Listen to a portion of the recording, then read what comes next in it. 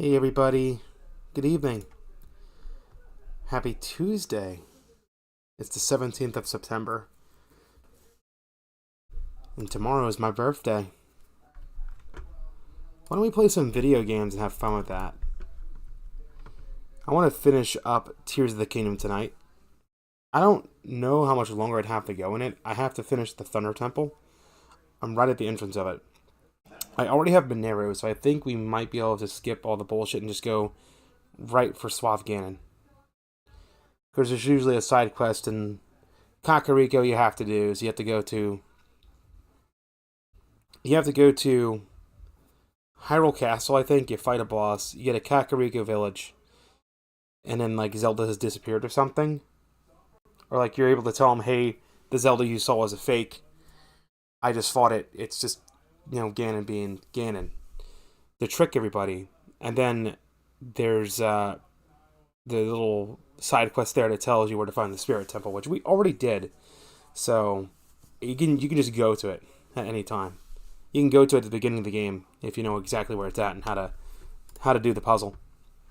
You just fly up right up to the storm cloud. It's just, I think doing the side quest in Kakariko makes the storm cloud go away so you can navigate it more easily, but there's nothing stopping you from hitting it. So last night I was fooling around with the image generator. I use I use Autism Mix Pony. Or what is it? Pony Autism Mix Confetti, I think is what it is. That's what I use. And the particular model is actually trained on not only anime stuff, it's also trained on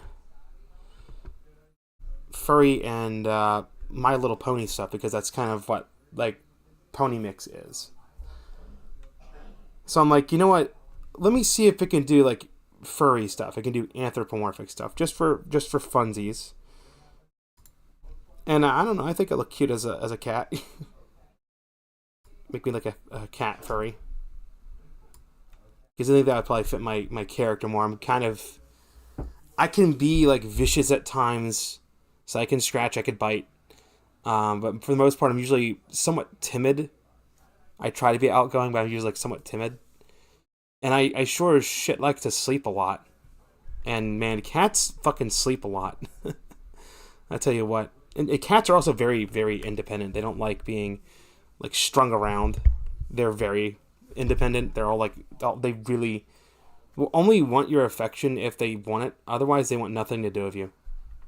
I guess I'm kind of like that. So, I just had a couple generations before I started streaming. This is like Magical Girl. It seems to be fucking up a little bit. But I really like this other one, and I had it do. I really like this one. This one's really cute. So if Azura was a freaking furry, she'd be like a cat. She'd definitely be a cat. Sleepy like one too. Now let's change the image back to the schedule. So I have that ready. Would I store it under stream stuff? Schedule, right? Now I have to like bring it back on the screen so I can fix it. I've really been dropping the ball on thumbnails. Like, this thumbnail for this stream is just quite literally the same temp thumbnail that was used at the very beginning of this playthrough. I've got a lot of temp thumbnails on Paper Mario as well. And what I want to do is going forward is, I kind of went overboard. I kind of set myself up for failure with this. I would use an AI generator and I would generate like a new image for every thumbnail, and like that's fine if it's a like a one-off kind of thing, but I think I should have like one image that's generated for every series. It's like maybe the generic one-off streams might have a different waifu every few streams, like if I feel like changing it, but for the most part it should just have like, for example, we're playing Tears of the Kingdom. I should have just like one image that kind of fits the vibe of the game. Like maybe have me in like Link's tunic, but the tunic is blue, and of course the bottom half of the tunic is more like a pleated skirt, and there's white thigh highs because why not? And just kind of have that be the waifu image. Like Super Mario Sunshine, to use the exact same waifu image on all of them. Even though the last few streams are a temp thumbnail that I need to fix. I think the best method for making thumbnails is to take a screenshot at the end of each stream, and that will be next hold on, I'm typing something.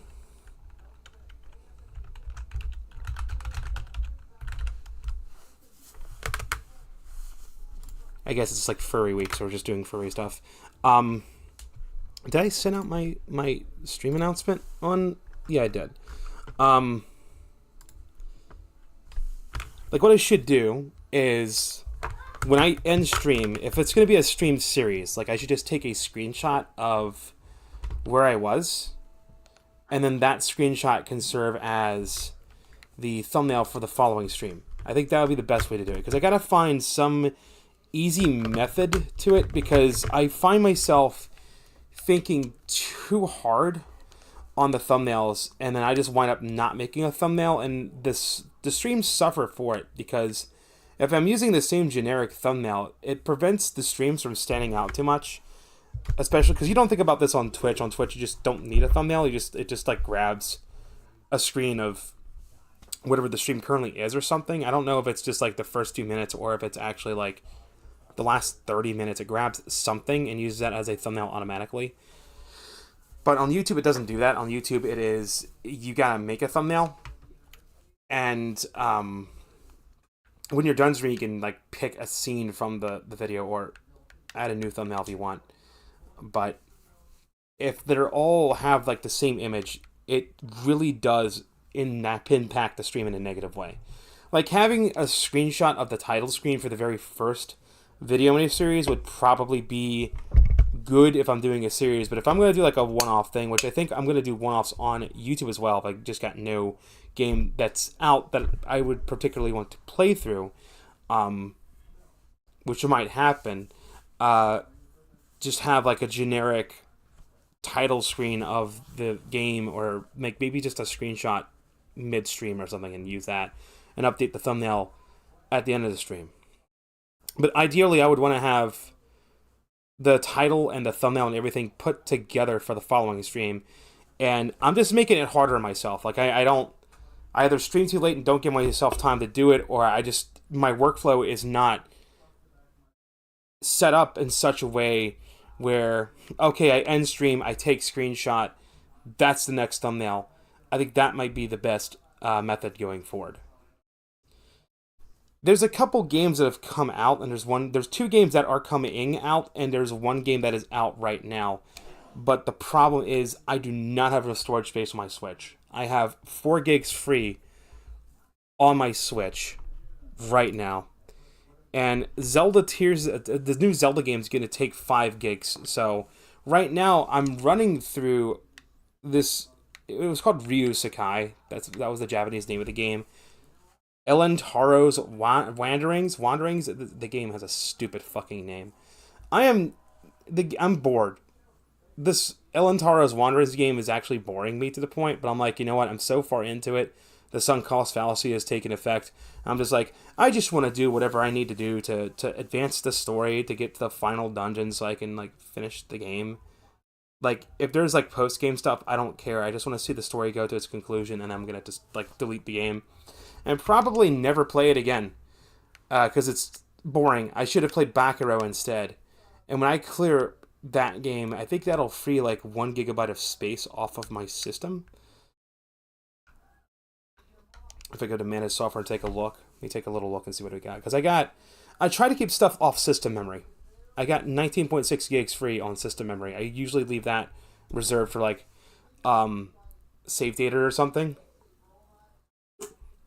But there's a few games that I know I'm going to keep on the Switch, and I can fit like 1 or 2 of them on there, and maybe I should move it to system memory, because that way I could free up that space. But the problem is like Tears of the Kingdom is 16 gigs, so I guess it doesn't matter because but the way this Switch is set up is the quote unquote system memory is just a partition on the SD card. Because the way this Switch works, it's different from like a normal Nintendo Switch. Um, but like the other game I want to play, it's an action RPG, and I'm like refusing to let myself play it. It's called Ray Antis or something. I keep spelling it wrong. It's Ray Natis. I can't. Ray Natis. And if we go to, I guess I have to type in Ray Natis Nintendo to get the Switch page to open up for it. Does it seriously have a picture on it that says additional download required? Check the classification. What? Okay, this must be like the European box art or some crap. So, the Zelda game,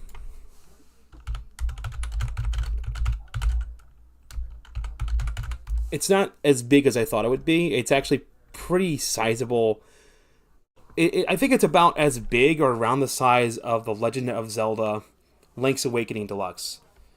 Because I've speculated the game is using a similar engine. If it's not using the exact same engine, it's using a similar engine to it. And because it's a 2D game, they're just going to like scale everything down and zoom the camera out so they can get away with like lower resolution assets. Because they're doing this whole like clay doll look. Do I even I have Zelda Link's Awakening Deluxe on here somewhere. Where the hell is it? Let me scroll all the way to the bottom of this list. I'm trying to find to see how big it is. I thought that game was at least a gigabyte, if not more.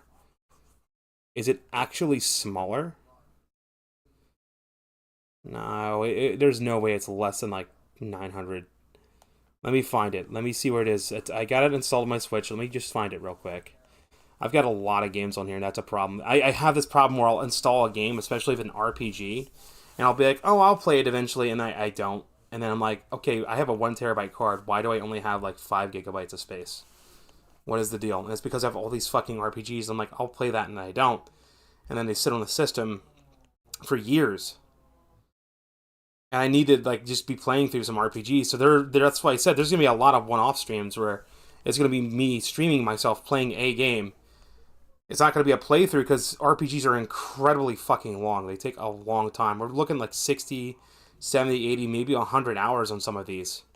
I think it's usually 60 to get through an RPG. I have not found. Oh, there it is. Okay, so it's like 5.8 gigabytes in size. Link's Awakening is almost 6 gigs in size. And Echoes of Wisdom, according to Nintendo's own website, says it's 5.4. So you would think it has less content, but that doesn't necessarily mean it has less content. It means they might be compressing the assets more. Or maybe it actually is smaller. I don't know. That'd be fucking disappointing. I guess we'll find out next Friday when it comes out. Oh, no, wait. Next Thursday. Raynatis. I'm going to pronounce the name of this game right.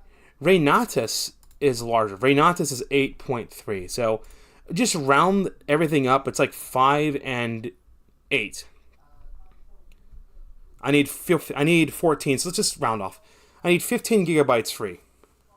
Which means I need to clear 11 gigabytes off of the system. And the game I just installed, the one I was talking about, the Ryu Sakai is what it was called. It's actually, I think it's only a gigabyte in size. And then the other game, Bakero, that the 3D platform I actually want to play through. Actually, originally I was going to do a one-off on it, but I think I'm actually going to just do a stream playthrough of it because that might be a fun, little refreshing game. That's like 1 gig. So I need to find something that is 10 or 12 gigabytes in size. And that's the game I need to go through. I mean, I'm already doing Elaria and Entarios Wanderings, or whatever the name of this stupid fucking game is. Or is that the Jewel of Faramore is actually larger than it? I'm gonna keep calling it Ryu Sakai. Ryu Sakai is like a gig and a half. Let's find a game that is 12 gigabytes. That's how much space I need to clear off the system. So I either need to clear a 12 gigabyte game or like 2 6 gig games, and then we'll be good. I see Koopa's in the chat. I see Devo's in the chat. Hello, you two. How y'all doing? What's a 12 gig game I got on here? That's not a game that I want to keep on the system. Okay, so Atora. It's 11.5 gigabytes in size. That's roughly around the amount of space I'll need to clear off. So if I finish Entario... Damn it. If I finish Ryu Sakai, I refuse to call it by its English name. Its English name is stupid. And I finish Atora, that should free up enough space for both Renatus and Zelda. And unfortunately, I'm sure I'm sure Echoes of Wisdom will stay on the console, because it's a Zelda game. It'll stay on there. So that's probably when I'll move the system memory, just to free up that space. How long to beat Itora? Oh, it looks like it'll take like 8 hours, according to how long to beat. And what is the retirement rate of this game? It's 3%. Main plus extras, completions in all playstyles. So they're not really confident on the time, because they don't have enough people pulling it, I guess. It's on sale for $4 on Steam right now. Huh, how about that? Atora is a Metroidvania type game, so it's actually pretty fun to play. I've actually played it for a little bit, but I think I deleted my save. You play as a brown girl. I think she's supposed to be Inuit or something in terms of like design, but she's like the last human, and she's like in a world of like beast people or something. I can't exactly remember how the story went. Oh, it says right here, you are Atora, the only human in this strange place. Explore, fight, and survive to uncover your past and save Nahu Khan from his biggest threat, a mysterious plague. Okay, when did this game come out? 2022? A mysterious plague, huh? Coronavirus game? That game, that was around when this was in development. The power just went out for a split second. You gotta, really? It's gonna fucking start storming and knock the power out when I'm gonna... Why is my chat not working? Is my chat not working? Or I don't have it turned on. I'm an idiot. How am I doing? I'm hanging in there today. We just had there's just something happened today that kind of put me on unease, aside from the thunderstorm that's happening right now. So I don't want to get into it on stream. If you're lurking on the Discord, Koopa, you'll probably figure out what has happened.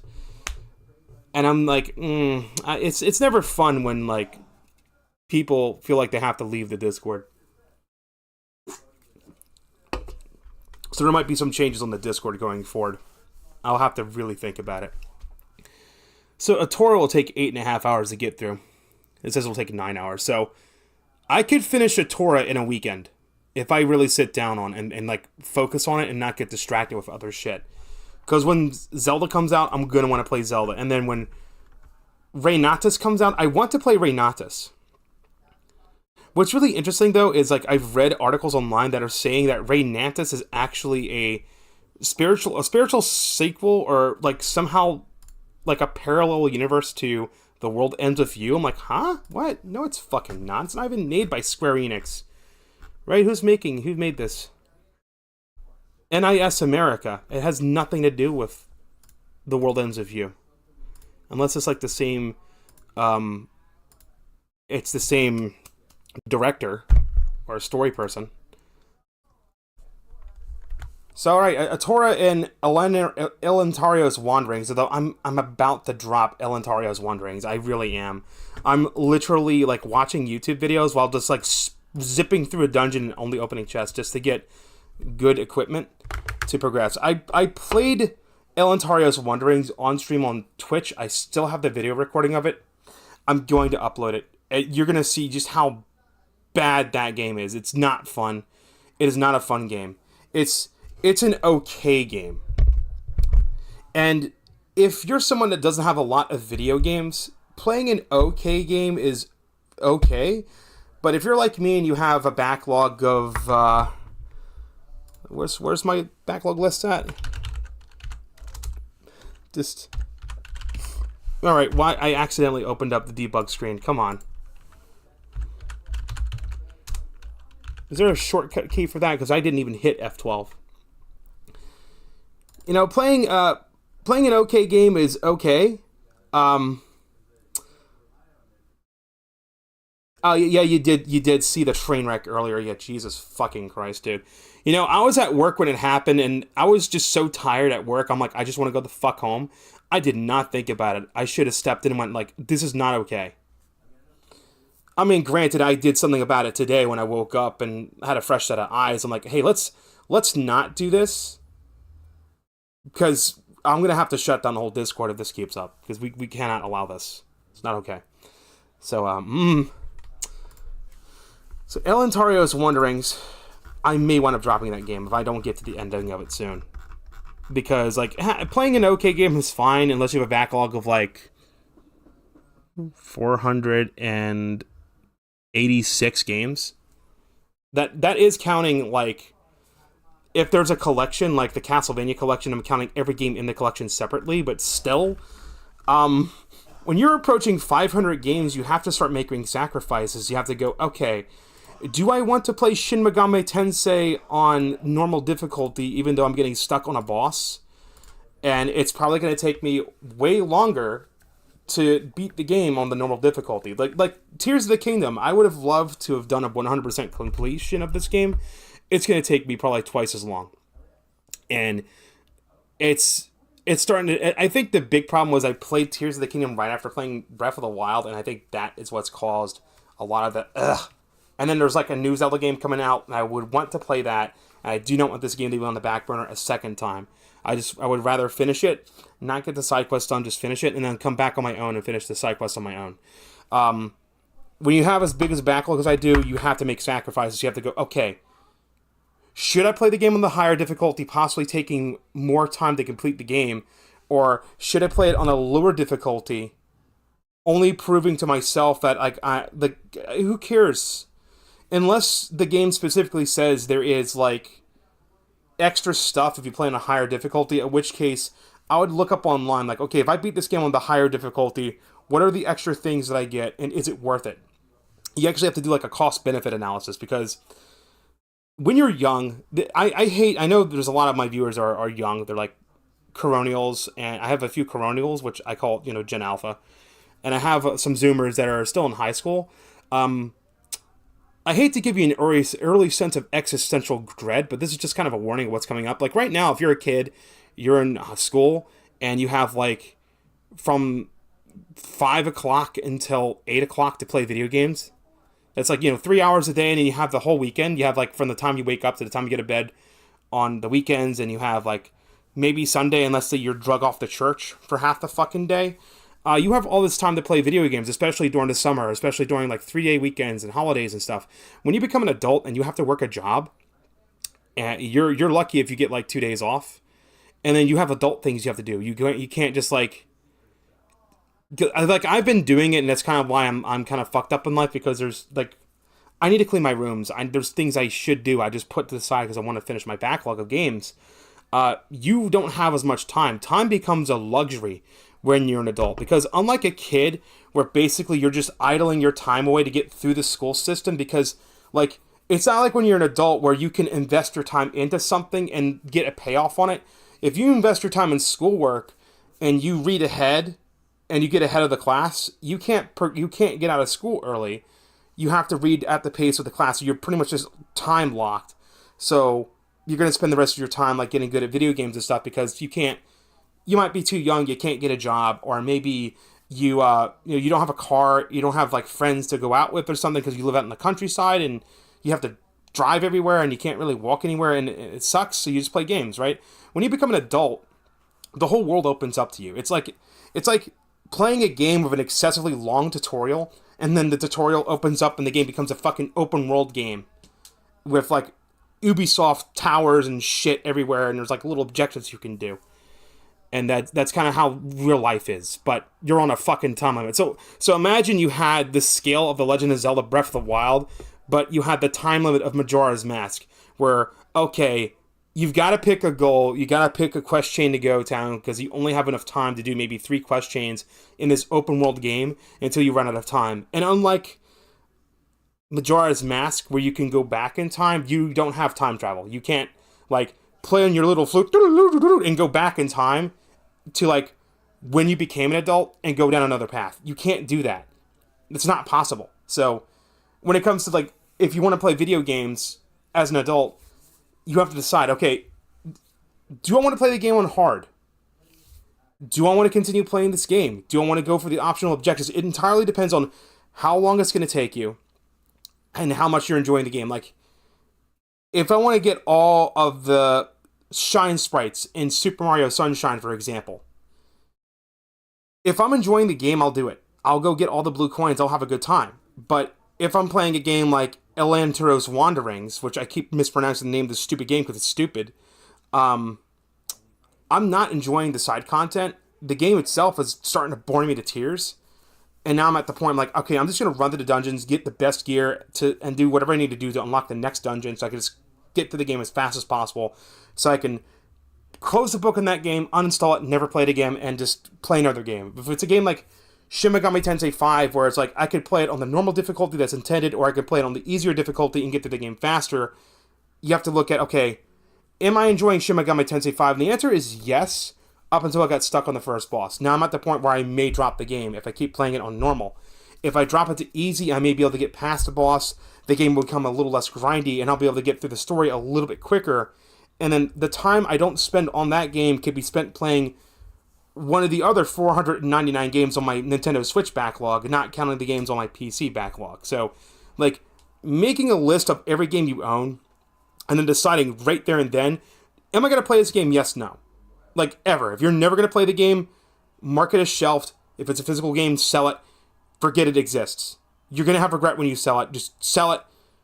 Forget it exists. Because your time is so finite and so valuable. If you want to play the best games out there, you have to make some sacrifices. I'd like to play Astrobot. I don't have a PS5. I'm not going to get a PS5. I don't have a friend that has a PS5 that I could borrow. So I'm just never going to play Astrobot unless there's like an emulator for it, which I doubt. So unless Sony makes a PC port of it, which again I doubt because that game is very heavily tied into the DualSense controller, I don't think we're going to see Astrobot on PC. Alright, well that's enough yapping. I've yapped for a little while. How about we switch to the Nintendo Switch? We're going to be a little busy. We got a lot of stuff to do. I got the Desert Doe outfit on. This outfit's not going to give me good defense, so I'm going to need to get food there because that's going to boost my defense. Why the hell do I have... Do I have any food that boosts defense on me? It's usually like armor fins or like armored crabs or something. So that could be the lizards. The lizards are for fireproofing. We'll just have to deal with it. Sounds like the game's audio is a little bit on the low side. Let me turn this up just a little bit. I played Mario Sunshine last night and it was a little bit on the quiet side. Is Riju coming? Yeah, she's coming. How am I doing with equipment? Why do I have a stick? Get that out of here. And weapons-wise, we could do a little better with weapons. The worst thing you can do when playing Tears of the Kingdom is play it right after playing Breath of the Wild. Because I'm starting to get tired of like the weapons stuff. I'm like, I want to progress the game. Oh, but I gotta go over here and grind weapons or something. Like my progress is constantly getting hindered.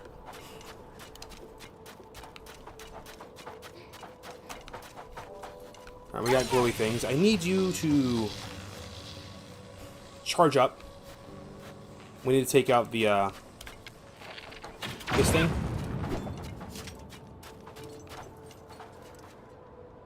No, we can't. That didn't work. Have to get close to it?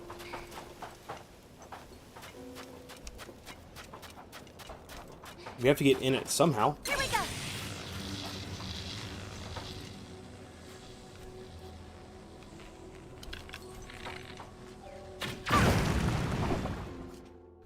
That gets us in.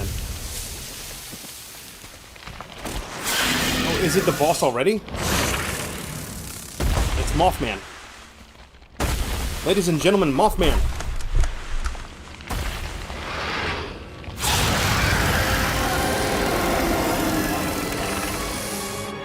What happened to the stream last time? It got split in two. Last night's stream, my dad came home, and as soon as he came home and turned on the TV, the internet fucking died.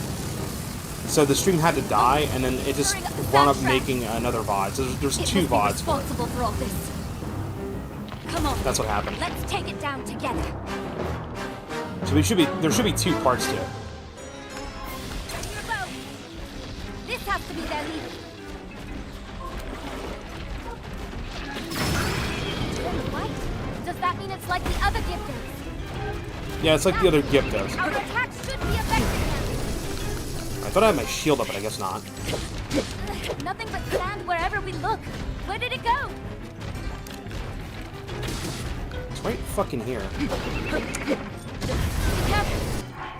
Apparently my shield means nothing. Am I at the very least not taking heat damage from the heat?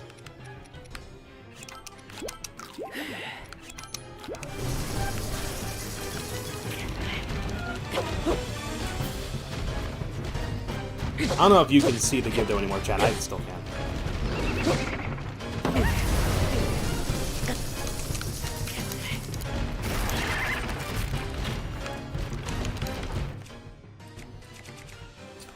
You're supposed to use rejuice stuff to do this, but I just prefer to set it on fire. But you got to the point where I was just throwing the damn things at it.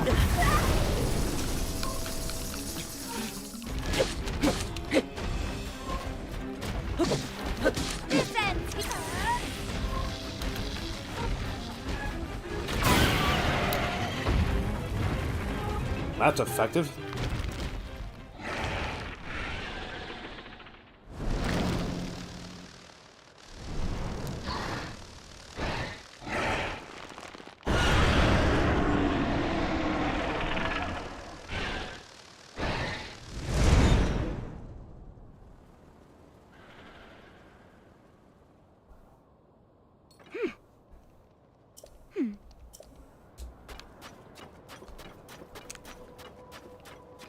You already found the way in. Are you charged?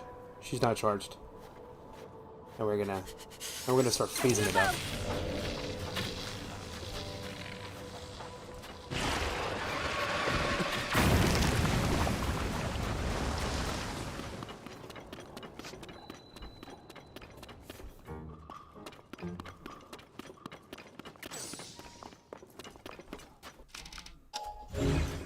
Let me get this treasure chest out of here. There might be a weapon in it that I can use. A flame emitter. Okay, that could actually be very useful. I plopped it on my shield.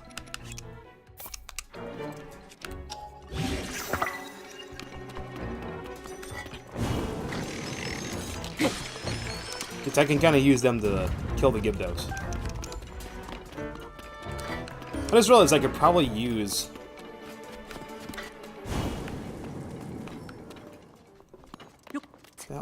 It's a door. I see it's a door.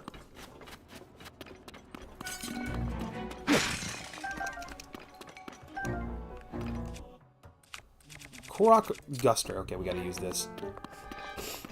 I'm gonna switch. That opens the door, yeah? There it is. There we go.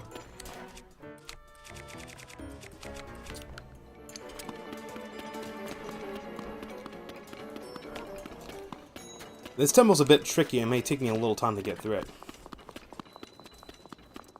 It's called the Lightning Temple, but most of the puzzles are based around light and the mirror shields that you see walking around.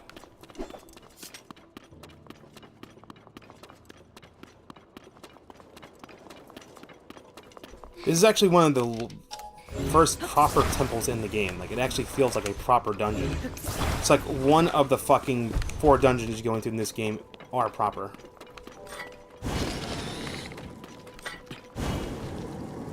You know, fire is an incredibly effective weapon against these Gibdos. You know, burninating them seems to work. You're led to believe that you're supposed to be using your Riju's ability.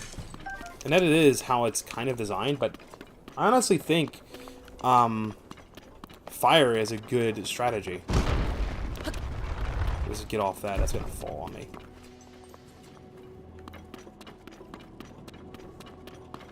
These flames make it impossible to go further.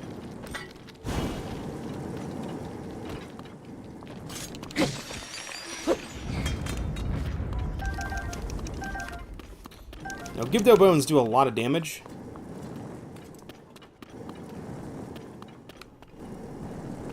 But the Gibdo Bones only have one use.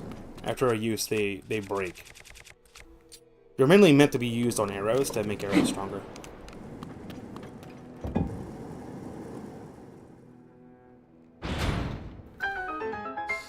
So Riju is incapable of... So Riju is just stupid and incapable of figuring out a simple trap pattern? Really? What? Fireballs now? Looks like we're stuck again. No, we're fucking not. Get recall ready.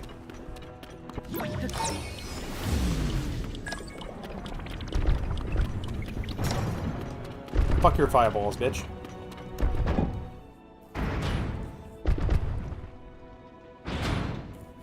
Alright, come on, Riju. The fireball stopped. I'm on my way, Link. Can I do this without Riju? No, the problem is I need Riju. I need her power to trip the four or five MacGuffins in the goddamn level. Can't carry any more melee weapons. Sure hope I'm not going to need that. Because if they're giving me a torch, I probably need to use the torch to solve a puzzle.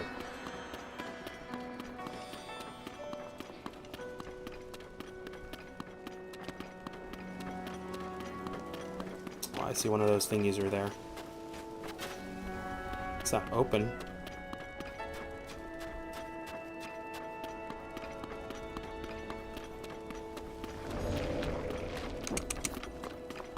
Here we go.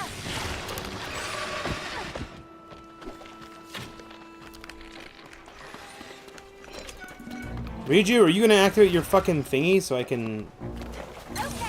Okay, apparently she just decided to fuck off.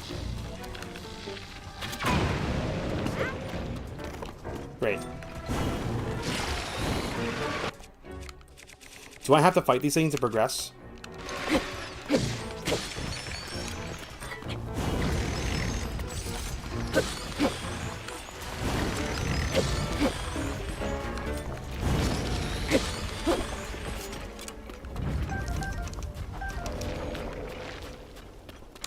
Riju, could you stop fucking off?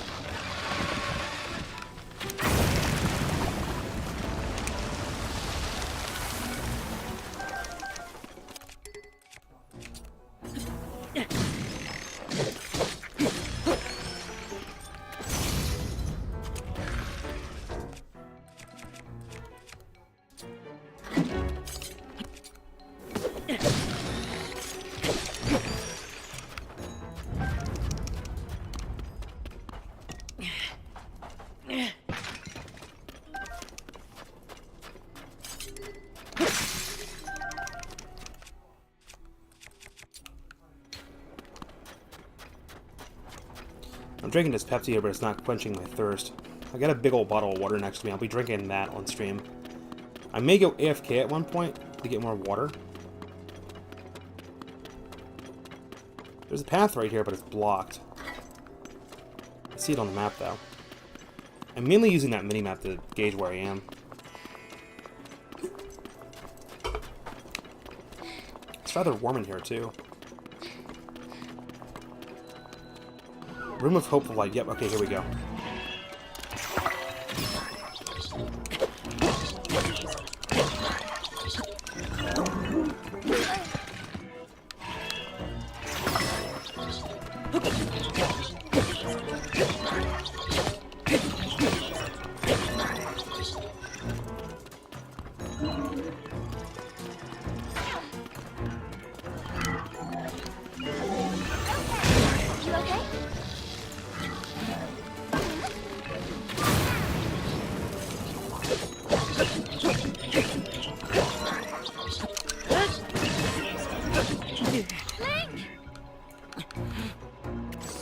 This guy is kicking ass. You okay? Mighty Construct bow. Mighty Construct sword. A Zonai charge. How nice of it to grab me, give me the weapon I need.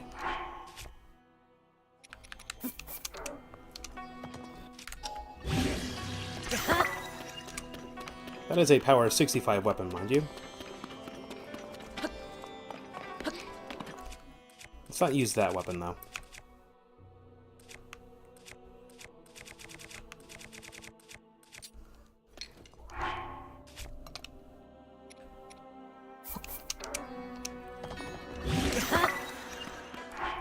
And the special effects of the Zonite weapons is, if you fuse them with Zonite materials, it makes them even stronger than they should normally be.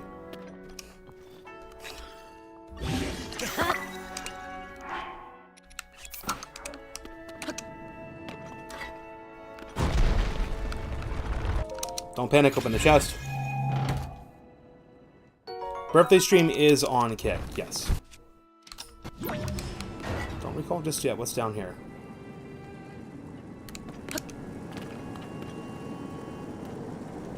How do I solve this puzzle?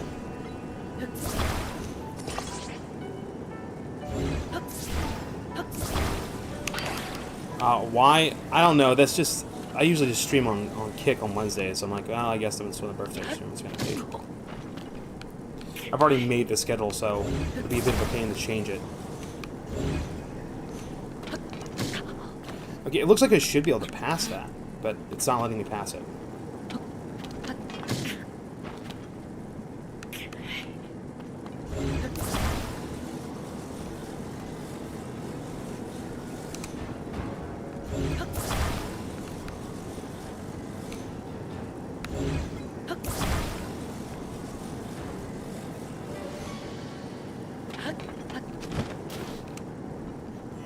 Well, for a Gerudo spear. Cool. I'm stuck in here and I can't get out.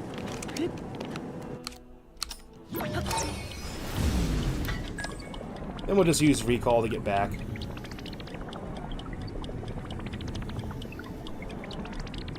Any day now.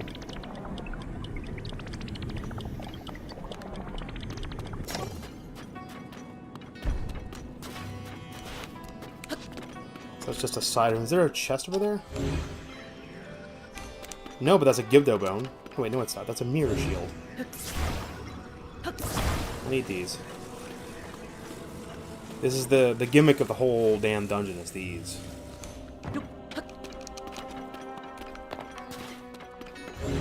I think maybe I should just drop the Kick thing and just say, hey, we're doing it on Twitch instead. You think that might do better?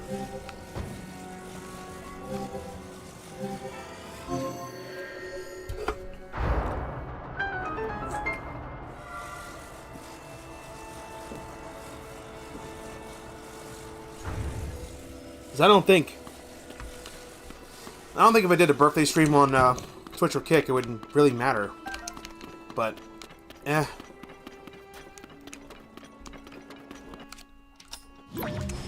Get recall ready in case there's a trap. Lightning Temple, first floor. It's called a Lightning Temple, yet the entire gimmick is light. Room of Ascension.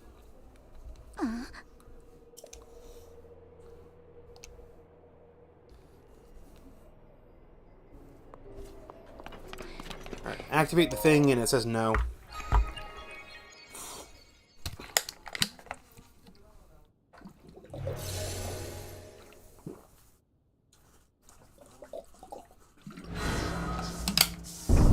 We now have the fast travel point to get back here.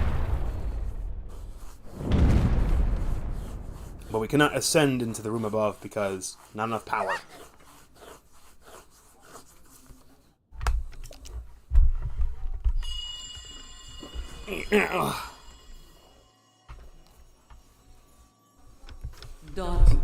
Daughter of the Gerudo.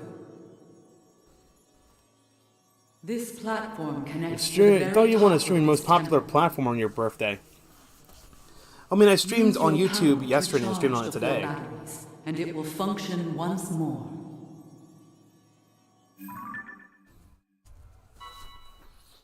Yay, we have Heed to my words. we have to interact with the four MacGuffins.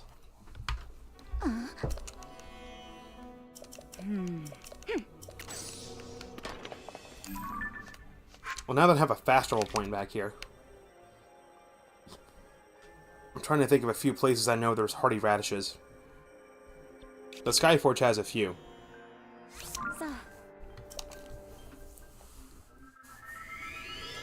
Because I know I'm not equipped with food. The food I have is not good. It's not going to cut it. I need to get healing foods. Unfortunately, Space Frog showed me a duplication glitch that does still exist in the game. And I'm going to use that in order to just speed up progression a little bit. Alright, so what are some non-Zonite weapons we have? We have that. We can drop that. This and that. We'll just drop those. We don't want those. I'm not going to use them. Stone Talus Hammer I could probably use. Azura Sword. Drop it. Royal Claymore. Drop it. Frost Gleeok Spear. Drop that. Shields. Shields are good. Bows. Dusk Bow, hold on to. Gerudo Bow. That's about to break. I'm doing all that because I know there are a series of Zonai weapons in here I can use. They always respawn in here every so often. It's not every blood moon, it's just every so often.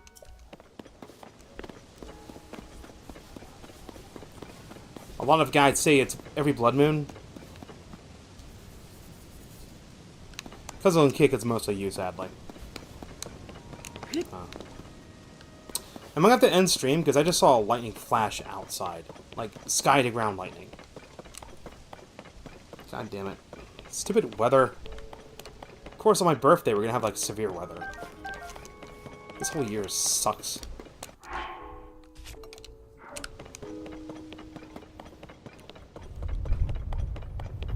You can feel that rumble. If stream suddenly ends, either internet got knocked out due to the weather or, like, power went out.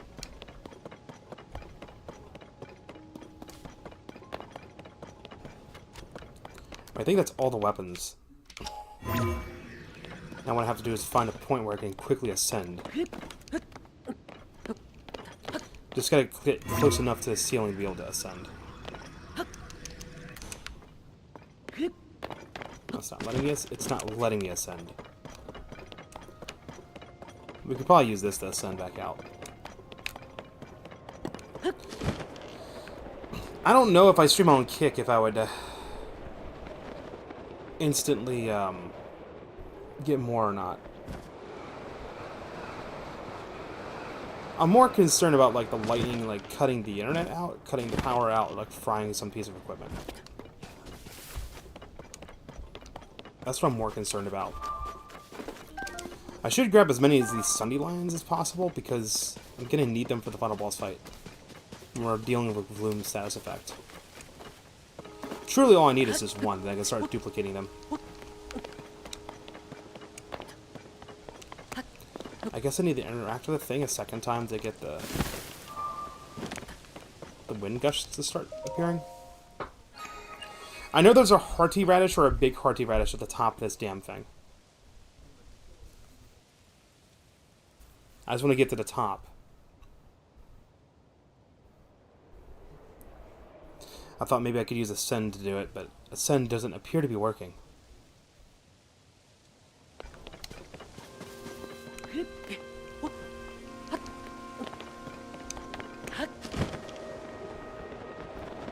I don't know why my dad comes home whenever if he's home it's fine, but if he comes home, it's like I guess all his devices connected to the internet at once overloads the router or something and just causes everything to die.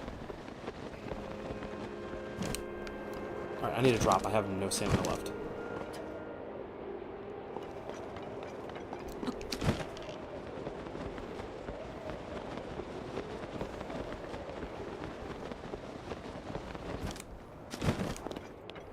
But maybe there's severe lightning going on outside. There's a good chance the stream could abruptly end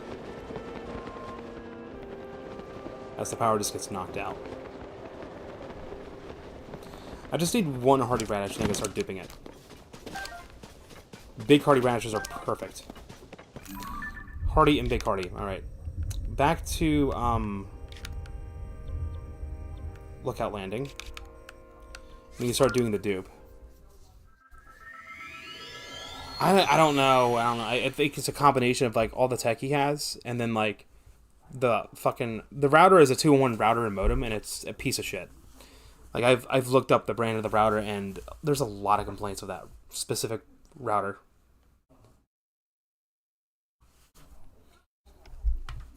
I'm starting to get to the point in life where I'm like, the more smart the device is, the more of a nuisance it is to use.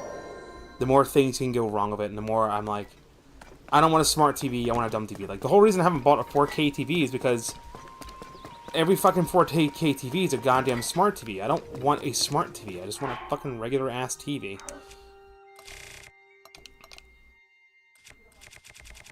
Alright, so if I remember how we do this, it's, hold like you're gonna throw something. We have to find the item we want to dupe. Big hardy radish. Drop it. I gotta throw it too. Yeah, I'm assuming it's the standard router from ISP. It'd be like most used, right?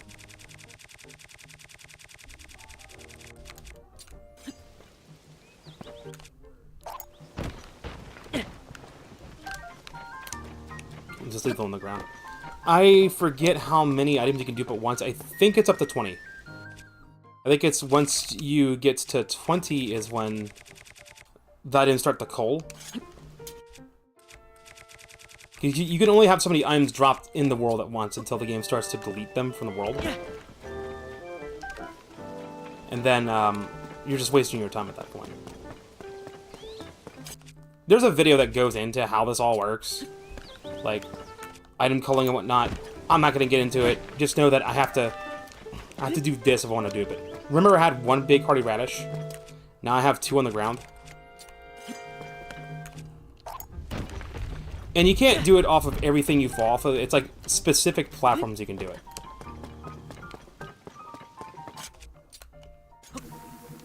No, not those. Not those.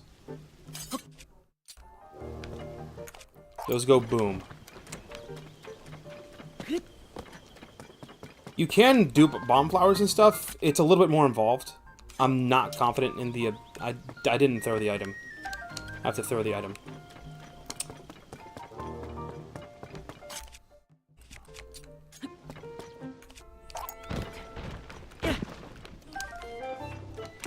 It's weird how the item is small when Link holds it in his hand.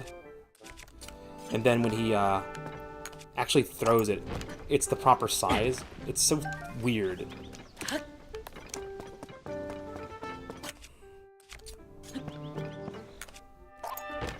I realize I could probably do this with a large zonite as well. But you can only successfully dupe an item if you have only one of it.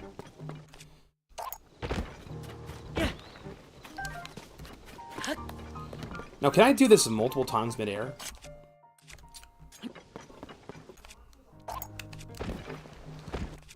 No, I can't. Okay, it's removed from my inventory. I think it's 20. Something I could do is I could duplicate the large zonite and then go underground and spend the duped large zonite to get the batteries. Because I can't drop the actual cores themselves that you get from the chests. Those are key items that you can't drop. We only need one of these big hardy radishes to make food to fully heal us and give us a temporary heart. I guess I'll stop doing it when I realize that one of the items are starting to disappear.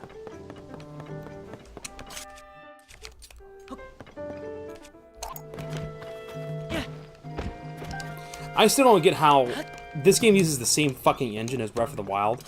It's just been modified a little bit. And somehow they dicked up the menus to allow duplications to occur. I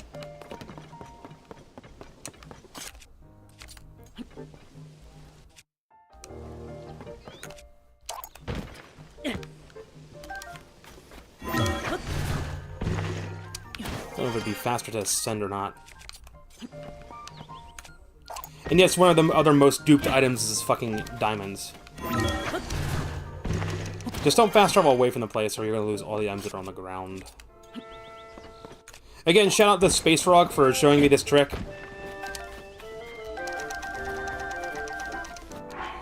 Yeah, we now have 17 of these. Okay, we were getting close to cap.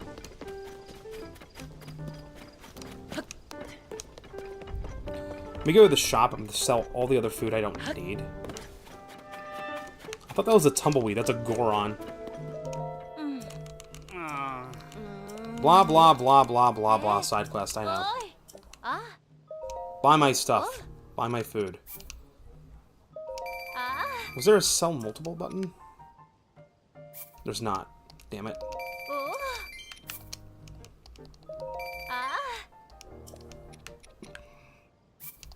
Stealth up elixirs, glow elixirs.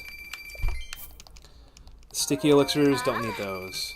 The only thing I could possibly need are the attack ups. Those would probably be the only other food I'd consider making.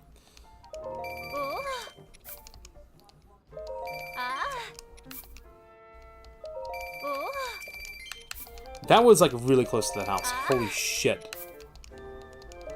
Some freaky ass lightning going on outside. This is the kind of storm that will knock out power. It's not a may, it's a will. It's not a matter of if, it's a matter of when. Mighty simmered fruit. Sunny steamed mushrooms. And hardy mushrooms. You could probably hear that thunder in chat. It's insane. By type. Let's see. Do I have any food that gives me... Okay, razor shrooms. Razor shrooms give me attack up. I could stew 5 of those together to get attack up buffs. Because I want to keep attack up buffs going. Meat can be cooked, but I could sell the meat too. I might as well just sell the meat. In all honesty. I'm not going to use it for anything. Stamina baths, children towel, ancient arowana, glow cave fish, sell them all. Okay, we're furniture stamina when cooked into dish. Stamina recovery, increased maximum stamina. 500 frog. Any critters you hold and do that thing, that trick with, they'll just disappear on you. Let's sell, like, all but one of them. Always hold on to one of each gemstone. That's instant money right there.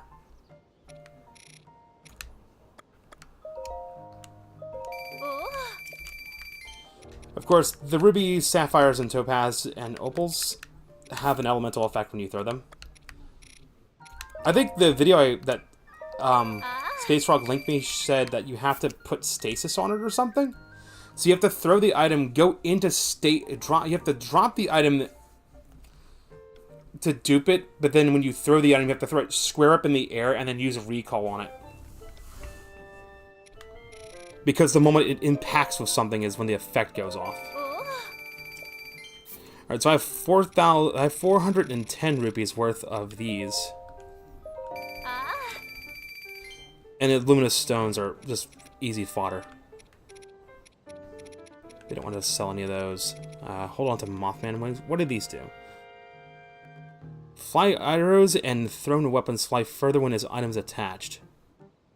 Cloak of a critter to make an elixir. Enoch's toenails. Light dragon's horns are worth 300 each. How much are diamonds worth? 500. Alright, so it's better to dupe the diamonds for rupees. Everything else is a material I could use.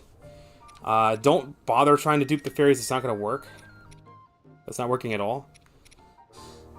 Bastards I could probably dupe. Bright egg crabs would probably run away. And anything that's a critter will instantly run away if I drop it. Star fragments are 200. Those can be in the world. Alright, so sell all the... I could cook the food or I could sell the food.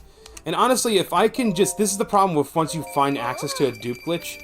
It's like, yeah, I could hold on to the food and use it, but like, all I need to do is find... There's a mushroom you can get. I think I already have it, right? It's not the Stamella Shroom. It's an Endura Shroom. It looks like the Stamella Shroom. Like, all you need to do is find one Endura Shroom and one Hardy Radish, and then you just duplicate those. If you run out of stamina, use the elixirs made from a Endura Shroom. It'll fully restore your stamina and give you temporary stamina. Anything that gives you, like, yellow stamina or yellow hearts will fully restore your health. It's overpowered and it's broken. The only other things you have to worry about is status effects. Mighty Thistle. Increase attack power. So I don't know if Razor Shroom and Mighty Thistle combined together would be good or not. Like, I might as well just stick to Big Hardy Radishes. I think they give me more temp hearts. Dog's doing ape shit in the other fucking room because of the storm. Is that a dragon? Oh, that's not a dragon up there.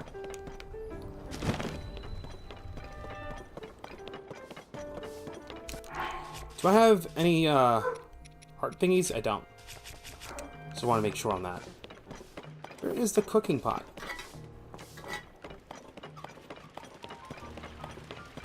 It's right here. Okay, so just cook one big Hardy Radish at a time, because I don't want the temp parts. They've kind of nerfed temp parts in this game.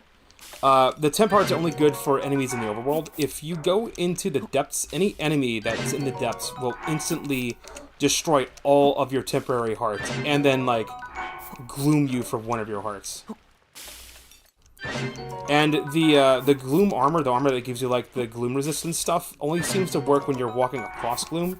If you get hit by enemies, it seems to penetrate that, which I think is fucking stupid. It makes that armor redundant. Completely fucking redundant.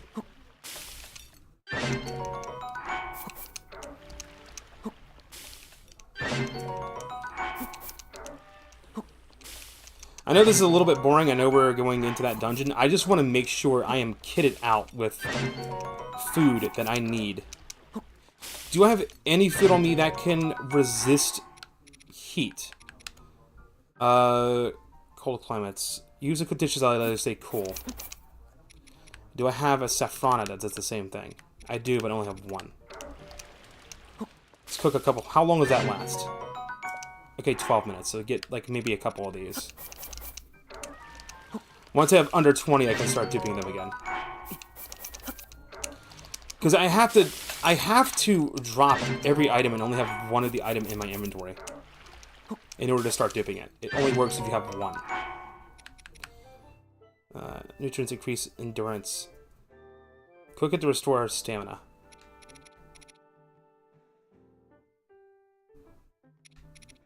Doesn't give me temp stamina, just increases stamina. Just restores it. Let's see. I don't need this open. I can have that minimized. Fire fruits. I'd like to have a lot of fire fruits. Duping those requires me to do the recall trick. I don't know how to do it. So we'll just have to deal without it. Let's cook these until I have one.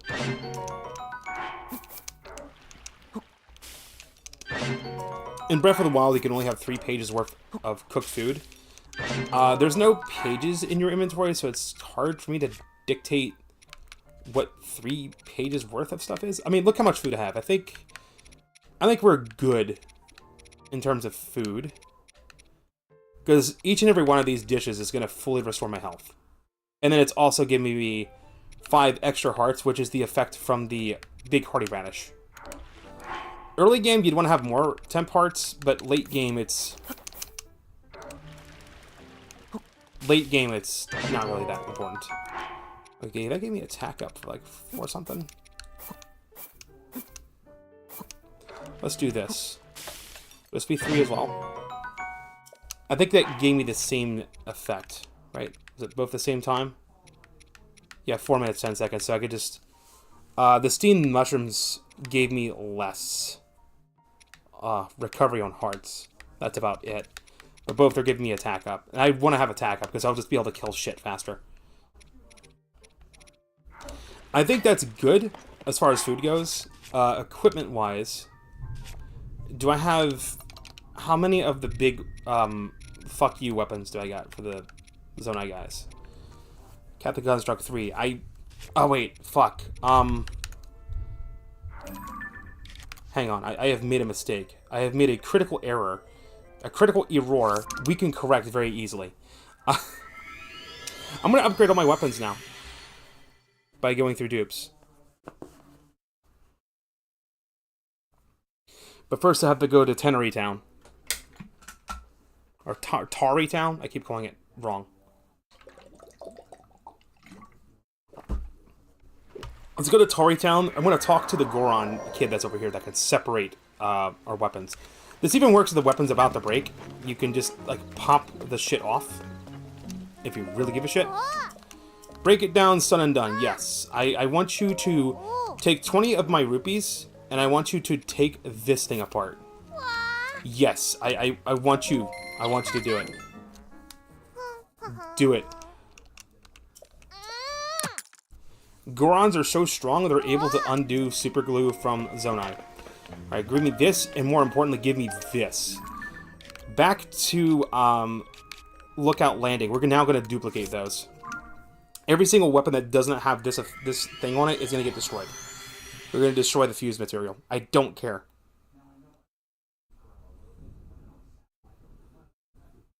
These glitches are now going to be used in speedrun strats. Although, in speedrun strats, I think most people just, like, use out-of-bound glitches to glitch into the loading zone behind the big gloom tree deep underground to get right to Suave Ganon.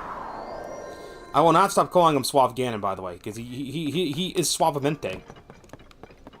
He is so suavemente. Alright, so every single weapon that is Captain's Blade on it, what's this one? It is Zonite Sword and Topaz. Destroy. Destroy. Destroy. Destroy. And even this one, destroy. Right? Then what I need to do is I need to open my inventory, and I need to find the... I think by attack power would be good. Alright, activate my throw. Go for this. Drop. Can't take that out because I was... You don't jump. If you jump, it won't let you do it.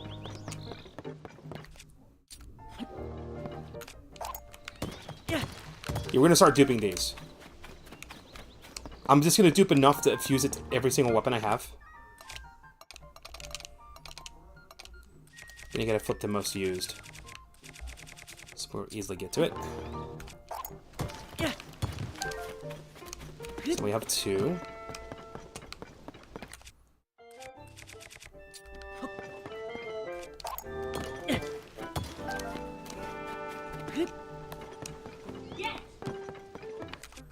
I guess the dog's being annoying, that's great.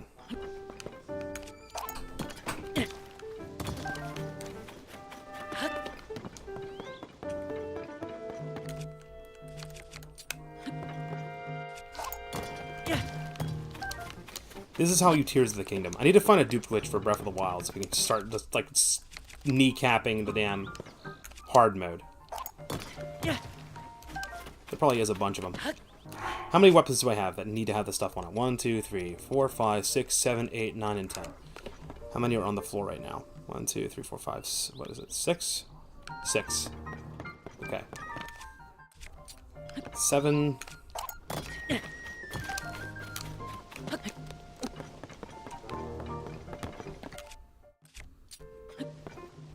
8.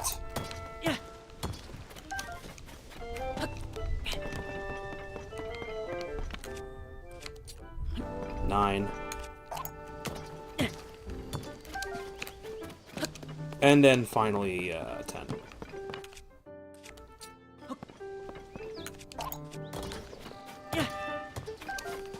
And then one more for good measure, just in case I only had 9 on the ground.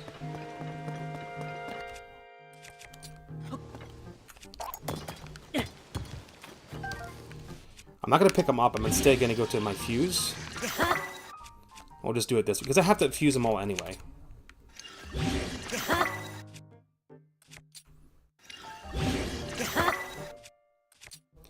Just getting armed up. Imagine you're fucking Ganon, and you just see Link just drop a bunch of shit and dupe shit. And he's like, what the fuck are you doing? And then he just sees Link do all this, and he's like, oh shit. Ganon immediately just goes into oh shit mode. He's like, oh shit. Oh poop. Oh poopy. Alright, now Now we are armed to the teeth. Look at that. Now we have weapons that are mostly above 50 power. There's like 3 of them that are just regular Zonite sword that suck. But the rest are good. We're kitted out.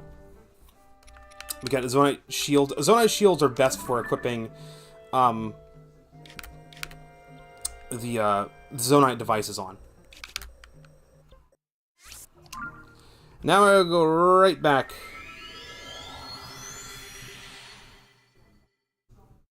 My phone case just came in finally. Nice. What kind of phone case you got? I'm a little curious about it. You could always share a picture of it on the Discord. If you want to. Oh? Yeah, I'm back. Let's go.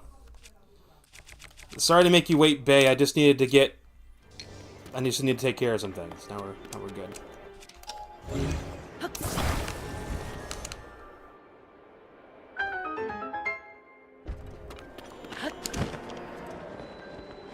I'll leave that area to you, Link. And she can't get up here. You don't do it. You do not do it. Look how broken I am now. Jesus Christ. Is that a money bow or no? It's a Gerudo bow. I don't care about it. Let's see if I can remember how this puzzle worked. I don't think I can do anything on this floor. Can I? There's a room.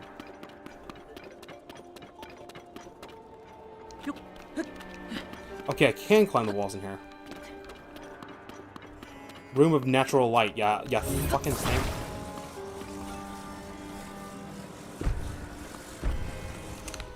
Alright, so I think what I have to do is I have to grab one of these. There's 2 mirrors in here. I love how it's the lightning temple and the entire gimmick of the temple is nothing to do with lightning. It's all light puzzled. It's kind of got a parallel to the Legend of Zelda Ocarina of Time, because this is kind of how the Gerudo temple went. Kind of went the same way. It was like using these beams of light. And I gotta move you back so the light hits you.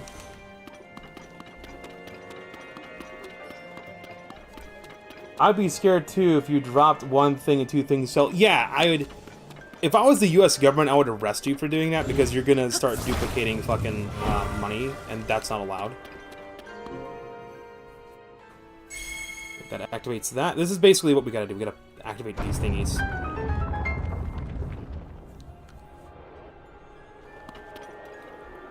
We have to hit this other mirror. I think there's a 3rd one I have to hit. Can I adjust this? No, I cannot.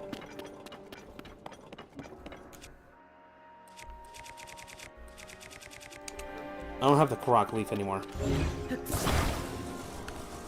I can't move. I can't move it without it. Can I summon my Sage? Can I summon Tulin? Is that allowed or is that not allowed? Alright, good. You, I need you to, like, blow this away. That should work. Let me move you.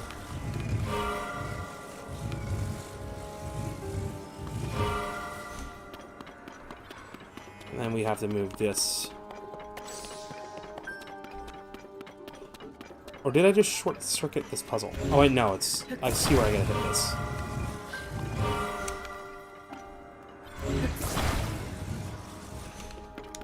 It's just a femtometer off. I have to move this light band forward a little bit more. Like that. Perfect. These lights, these mirrors don't exactly work like mirrors. They're a little bit fucky, but as long as light hits any part of the mirror part, it'll project the light, which I find interesting. They couldn't manage this in Tears of the Kingdom, but on like 1998 Legend of Zelda, they fucking have the mirrors work like actual fucking mirrors. It's like, huh? Why couldn't you? Why couldn't you figure out how to do that in the modern game? Right, where's the... It's up here. That's right. I can climb this because this is not a trial chamber. It's only the trial chambers that you can't climb the walls. This is gonna be the whole gimmick. Flip the switches. Ooh. Ooh, what was in here? Okay, oh, we're doing this bullshit.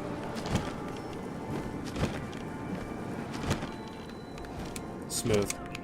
Alright, now there should be a switch in here that I can open the door. Hey, buddy. What are you gonna do with that thing? Okay, the one with the lightning arrows has to die first.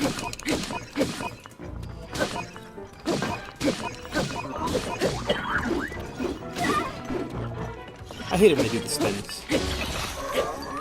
I'll take that bow. Or I won't take that. Can I? What other bow do I have? There's a Mighty Construct. It does 24 damage. Gerudo bow. Nah. I have a two-handed weapon, right? Oh, yeah. Yeah. Oh, you like to fuck with shields, do you? Well, you don't have a shield anymore. Fuck you.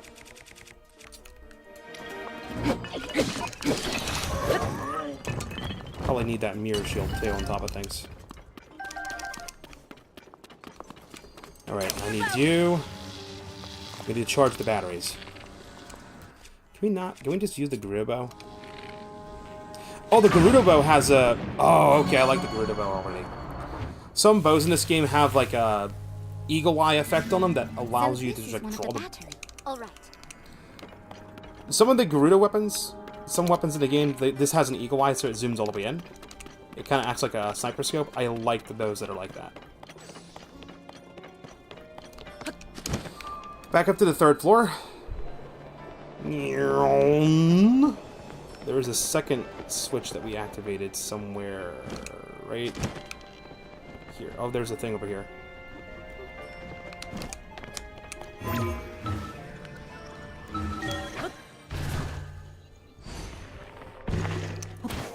Like, Lightning Temple's actually really short when you really look into it, but I really do like the design behind it. It feels like a proper dungeon. If the other 5 dungeons in this game were like this dungeon, it would make the game feel like an actual fucking dungeon. Can I recall you?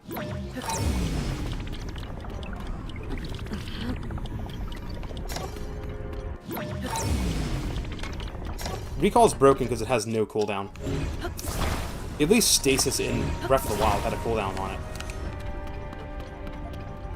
Okay, now we have to get these to stop.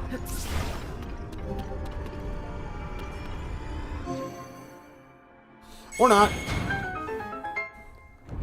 I guess the other trick we could have done is we could just use recall on these so they're synchronized.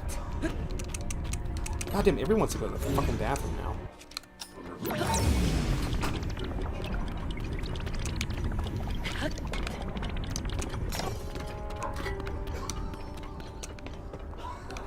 Oh no, it disabled the...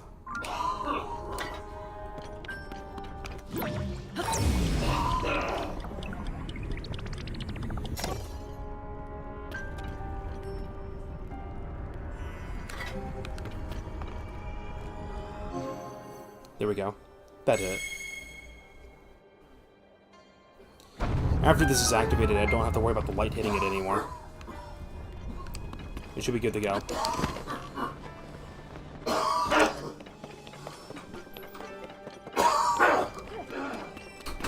Life goals for next year. I want to move all my shit in one room. So we don't have this problem anymore. This thing is going to be... This is going to be a problem? Oh, it is? It is. I can't recall it.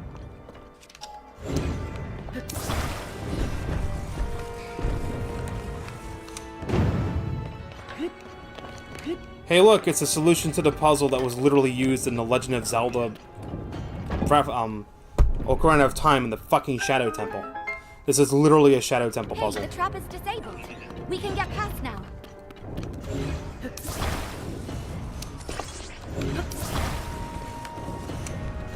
Yeah, no more computer. I want to move everything into my fucking bedroom.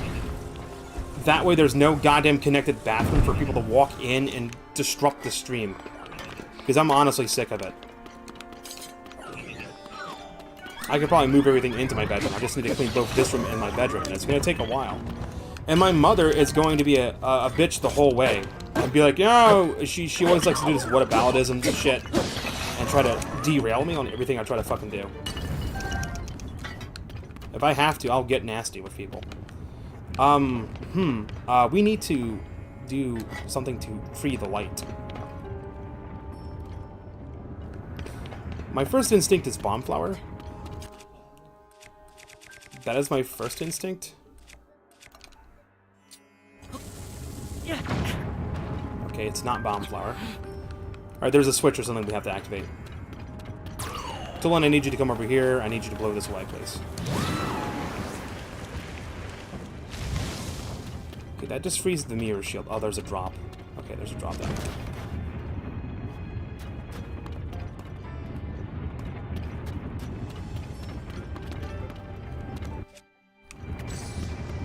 Okay. I think I see the setup it wants me to do. How dirty is your room, DM? It's just, there's just junk in both rooms. Both this room and the bedroom just has junk in it. The whole house has got junk everywhere, and I'm honestly fucking tired of it. Oh, I can't do that? Oh, that's bullshit. I could probably drive a spike into the wall to keep this from moving.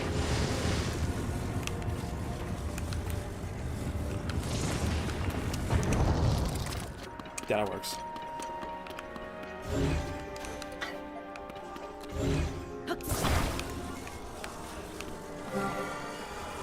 I figure, you know, I'm just tired of... I don't mind if my parents come here and go in the bathroom. The problem is my dad came in here... It was before I started stream, before I started yapping. My dad came here and asked me 3 fucking questions back to back. I'm just like, could you fuck off? Like, I straight up told him to fuck off on the 3rd question.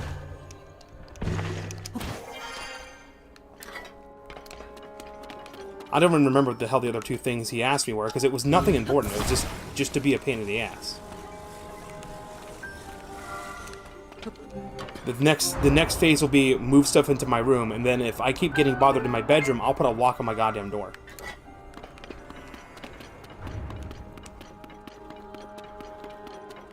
I hate to sound like super negative and shit. It's just I'm just tired. I'm tired of stuff. I want to have boundaries. I should be able to host a stream. I should have, like, it would be no different if I lived in a house with, like, other people and we just shared rent. If you're in a streamer house, right, everyone in the fucking streamer house understands that this person's live, you don't bother them unless it's a fucking emergency, right? My parents don't realize, hey, when I'm broadcasting, it's like a radio program or it's like a television program. Sure, there may not be thousands of people watching, but there's like 5 or 10 people, and I'm trying to have like a somewhat professional environment, you know, as professional as you can get with live streaming a video game on the fucking internet, you know what I mean? Where's the other, we gotta find where the other light band is going down to, because this is where I gotta go to next. There's a 4th one. I need to figure out what the 4th one is. It's also in this central room. Please somebody reju's with me. She is not. Fucking bitch. Okay, there she is.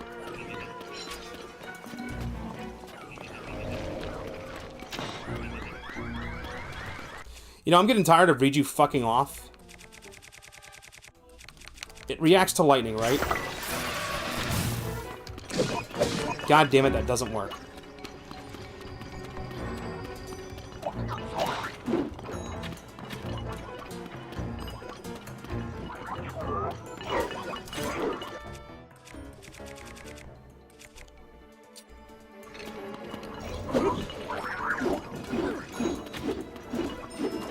You say your parents not to say your name when you're talking on Discord. Yeah. Does anyone remember that one stream I had to delete the whole VOD because my parents were in the other room and they just shouted my fucking name? I literally listened to the VOD back. I'm like, yeah, you can clearly hear my name being called. That's fantastic. I have a cell phone. If you need me for something, send me a fucking text message. Why the hell do I have a cell phone? Why do I fucking have one? I don't have any girls. No girls are gonna fucking call me. My place of work barely calls me. Why do I have a cell phone? I guess this is now the Azura rant about her life on stream? I don't want it to be. It's just what's happening. Oh no, my Captain Reaper is about to break. I know it's called a rapier. Give me a break. These guys don't like light. Yep, on the 4th. Oh, it was on the 4th of July, really? Oh god. That fucker got goddamn glowy memory here.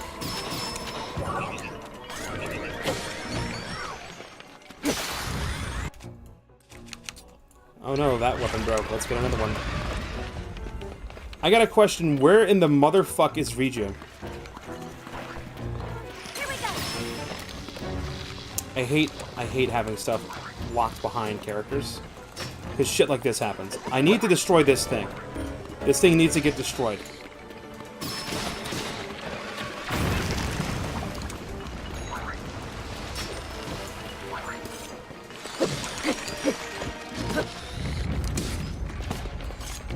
These guys have super armor when they're not exposed to light or effect or not, like, hit by an element.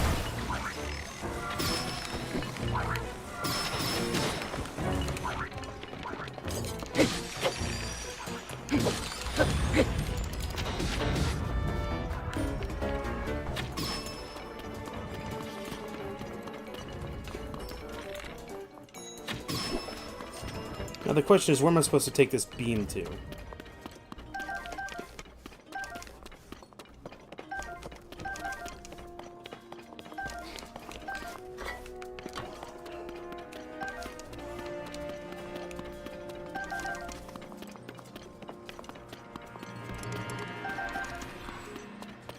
There's a second mirror shield right here.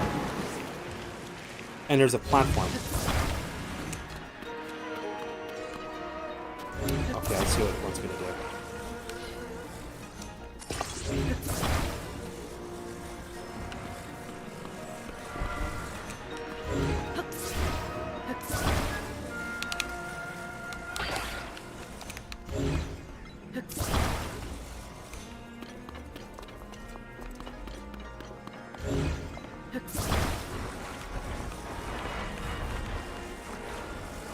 Oh, those are hefty. Those are heavy, and I can't lift them.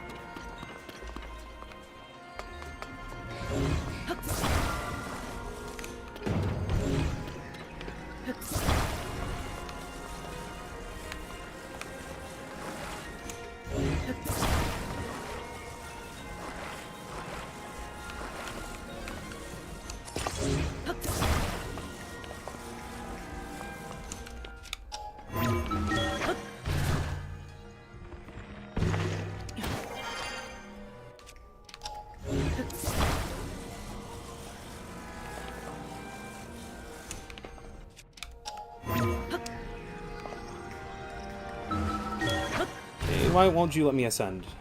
I love how there's multiple ways to solve a puzzle in this game. I like games that do that. I like games that allow you to solve things in multiple ways. I'm too high up to grab. Oh, okay, and I just slide off the platform. Nice. But this isn't. This is not going to work. We need the light to be able to go through it.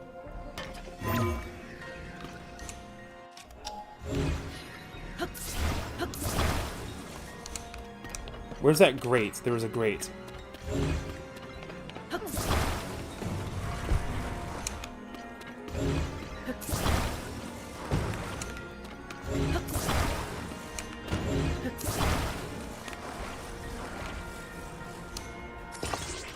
This works, right? It won't tilt?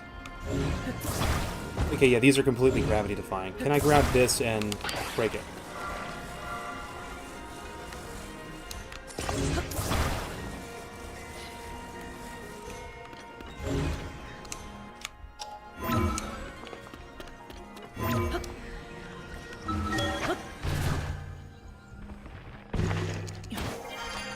Where's the other platform? You're kidding me. I see the prompt for grab, and it doesn't let me...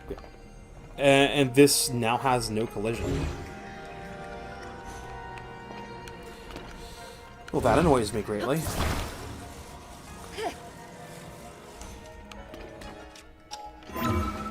It's like 1 meter too far away for me to interact with it and grab it with grab. And then the mirror shield itself has no collision. I just need this to be low enough where I can ascend through it, but still be able to grab the platform below me.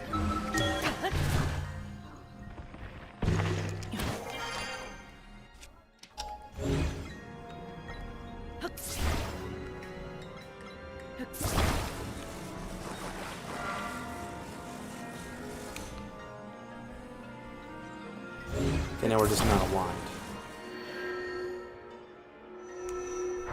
There we go. I don't think that's the intended way to do it. I think you're supposed to use a series of the multiple meteor shields to do this, but I don't care. That works. That's all that matters, is that we got to the goal. Where did Viju go? Here we go. Bitch got a mind of her own.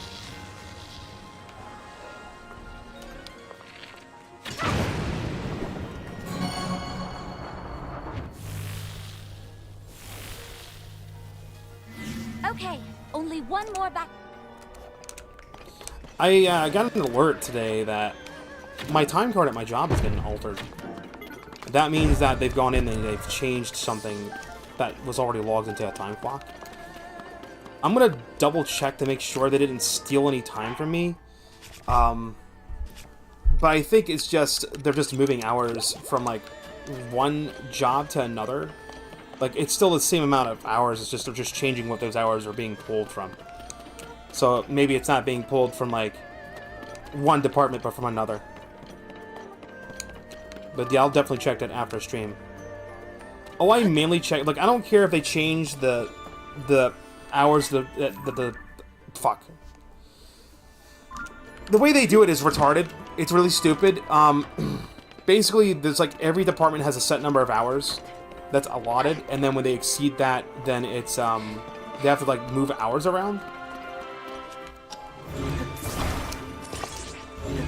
So like, if I worked 5 hours one day, and then like the department I'm in was short 5 hours, but then like, let's just say like backroom stocking had excess 5 hours, what they'll do is they'll change my time code to be from like my department to like backroom. They'll keep the pay rate the same. They'll just have it so it's pulling from backrooms hours instead of mine. That way, that way they don't have a problem with a corporate being like, okay, why are they overtime for this department? It's really stupid. I don't know why they do it like that. They just do it like that. Alright, we've charged. That should. Because last time they did it last week, that's basically what happened. It was just like, okay, I was moved from like my department to like backroom stocking or something.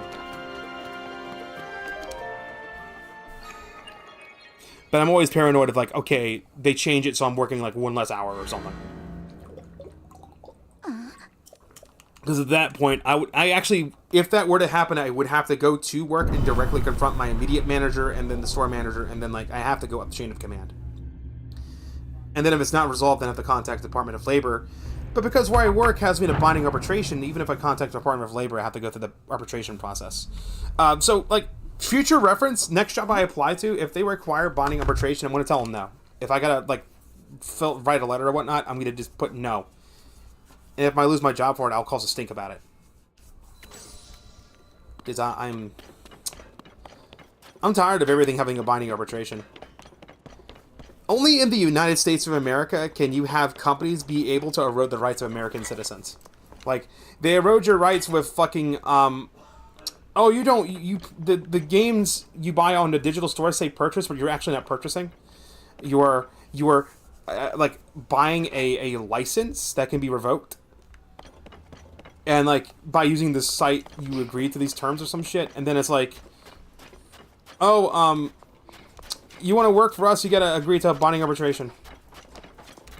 They don't want you to unionize, they don't want you to unionize, so you can't easily get a class action. And then they want you into binding arbitration to also prevent you from class actions, so they can just fuck you over. And I'm so fucking tired of it, dude. What is done? What has been done to workers' rights in this country is ridiculous. It's sad that European countries have better workers' rights than American countries do. Especially when you consider the amount of, like, death and bloodshed that has occurred in the United States in the past to get the little bit of workers' rights we've had. I mean, just look up the Pinkertons. Look up what the Pinkertons are, and look up, like, the history of mining towns and people getting shot dead. Like, miners would get tired of shitty working conditions. They would all rile up against whoever the fuck is over them. And they'll be like, fuck you, we're not gonna work, blah, blah, blah, because we feel like we're not being treated fairly. They would call in the goddamn Pinkertons. The Pinkertons would then come in with shotguns and shit. They would actually start killing people. They will go in mass and kill people. By force. That's what the Pinkertons did. And by the way, the Pinkertons still exist to this day. In case you're not aware, like the Pinkertons still very much exist today. There is some guy that had like somehow got early access to some trading cards from. I think it was something from Wizards of the Coast. I can't remember what game it was specifically. It might have been damn it, what the fuck game was it? Magic the Gathering, I think. I think it was Magic the Gathering. This one dude had like gotten early access to something from Magic the Gathering, and then what happened was, instead of Wizards of the Coast being like, "Hey, we fucked up. Could you like give those cards back and we'll give you like compensation?" Wizards of the Coast sent the fucking Pinkertons after his ass. You had the goddamn fucking corporate assassins, the Pinkertons, go after him. Answer his door with a fucking guns, like full-on military-ass rifles, just to get fucking trading cards that Wizards of the Coast himself fucked up on and released early. I'm curious what state this happened in, because it probably was not a state that like people have standard ground laws, because you try pulling this shit off in Texas, I don't care if you're a Pinkerton or not, you answer someone's door with a fucking drawn weapon. If someone's psychotic enough, they probably will fight back. They'll probably be like, no, fuck you.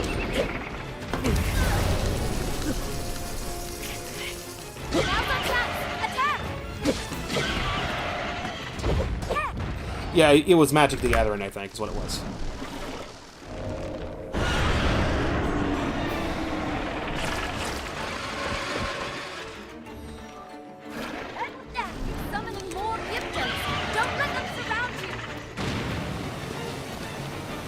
Could you do me a solid? Could you just activate your thingy?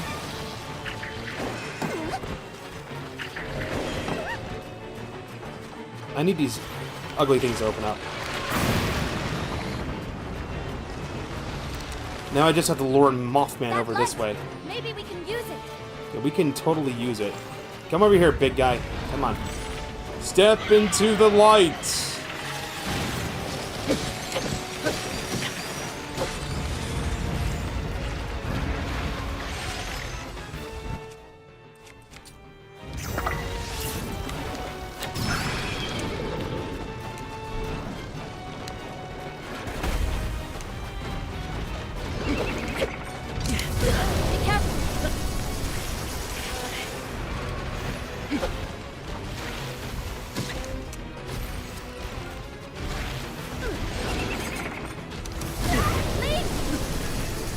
So this boss is able to like keep me from damaging it by bullshitting it. Doing attacks that knock me on my ass, doing attacks that blow me away. That's what it's trying to do. This boss is just more annoying than anything else. It's more annoying than difficult. Oh no, the Master Sword's low. Does the Master Sword have less fucking energy in this game than it did in the first one? I swear to God. What shitty battery does the Master Sword have?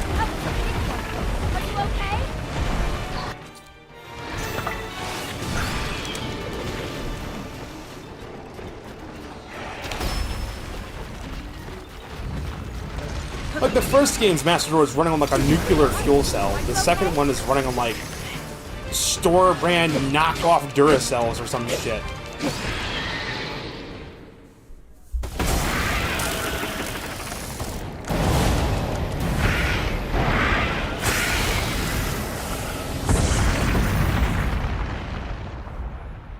Honestly, if I designed Zelda Breath of the Wild and Tears of the Kingdom, I would have made it so that the Master Sword never ran out of energy, but it would just be a weaker weapon overall, to balance it out. What's good? What's good, Colton? What's good, man? You just saw me beat Mothman. Mothman is no more. Mothman is now dead. I love how it's called the Lightning Temple, but the whole puzzles are just based on light instead of lightning. Nothing about this temple's design makes me think lightning. It makes me think light instead. They could have done, like, something better. Yeah, for real, yeah, really. Alright. Go talk to the thing. Go do the little cutscene. Because I think now we can just go right to Suave Ganon. I'll go fight Phantom Ganon just so we can see fake Zelda. Because I think that the setup that one actually is kind of funny. Because what you're supposed to do in the game is... We kind of sequence broke. We went and got Mineru early. Because you can go up into the lightning cloud and you can kind of use some trickery to kind of figure out where you're going. Especially if you got the hover bike. You just turn on the shrine radar and just fly to like whatever shrine you can hit up there. All this time. Then as soon as you hit that one shrine, you can then open like a way down into whatever it is. Like you can get Mineru at the very beginning of the game. The very beginning. It's so stupid. I've seen you brandish the So we kind of sequence broke that. So we did the whole Spirit Temple thing. Expect nothing less from my descendant. You are the pride of the Gerudo. The Demon King is responsible. Have you played all the other Zelda games? I have. I have played all the other Zelda games except the CDI games, which I do have downloaded on my computer. I have the unofficial PC ports. So I should play those, although maybe I shouldn't, because those are kind of bad. They're kind of bad. They're not good. Secret stone. Probably want a cracker. Don't worry. You will understand soon enough. Let me tell you of events in our distant Why is this a common theme in like every Japanese game with like when they localize it? It's like someone will say some key word like the diaper chief. Like someone will say the diaper chief and then like another character will go the diaper chief and it's like yes, the diaper chief, and that's the whole conversation. They don't say it in complete sentences. They'll say, what is a diaper chief? What are you talking about? Like, don't say that. And it's like every single fucking game does it. I'm so tired of it. It's bad writing. Stop. He was our chief before he changed. Like, if I ever write a game, and I will use ChatGPT to write the script, if it ever spits out a dialogue where, like, one character just asks a question with one word, I will, like, have it happen a few times, and then I will have, like, one of the characters say, "Are you a fucking parrot or something?" Yes, that's what I said. The secret stone. Or are you asking, like, what is the secret stone? Because you didn't ask that. You just said, secret stone? The Sage of Lightning, fought by my What are you, a parrot? Probably want a cracker? If I ever do an animated series, that my character will be an asshole. Guardian of Dreams, more like asshole. Even the lightning strikes I called down. King Raru knew. You know what really annoys me about this game? You don't see these characters without their masks, and I guarantee you, if you took their masks off, they wouldn't have a head. To imprison the Demon King, to seal him away. Part of me, you know what? What if this is a crazy idea? What if you take off the masks of these characters and it's just Urbosa? You know what? Let me look at her body again. Does the body of the ancient one kind of look like Urbosa? Because that might be what they did. Came to visit me, and she set the you know what? She sounds like Urbosa too. Same voice actress, I think. The magic restraining Okay, they're not showing the full body. Will eventually be undone. I need to see the full body of the character. When that time comes, you must help. I know I'm Link. talking over the cutscene. I have to. I actually have to talk over the cutscene because Nintendo has a new policy that if you just have raw gameplay and there's no commentary, they'll like fucking copyright your shit now because I guess Nintendo's going back to the bad old days. The path of the Gerudo was clear at that moment. I guarantee you. We wish nothing more than to eliminate the Demon King. We are Her body does look like her Urbosa. You know what I think they did, chat? I think what they did is they just used the 4 champions. When the Demon King returns, I think they used the models of the 4 champions and just gave them a mask to obscure their face. So you don't realize that they just reused the 4 champions for the past game in the fucking cutscene.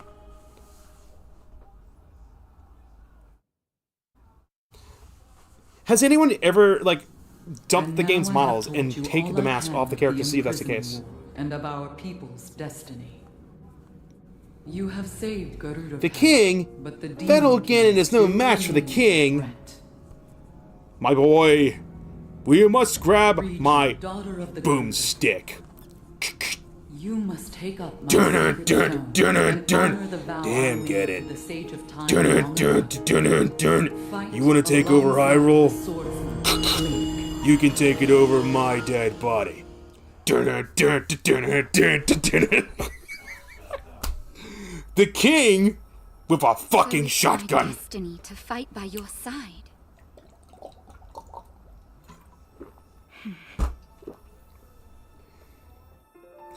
Hi, Big Red. What's going My on? destiny as a sage, my duties as chief, and Big fighting Red, I don't side know. by Are you on the side with Discord, you? dude? You should join the Discord. Just ignore the bottom channels.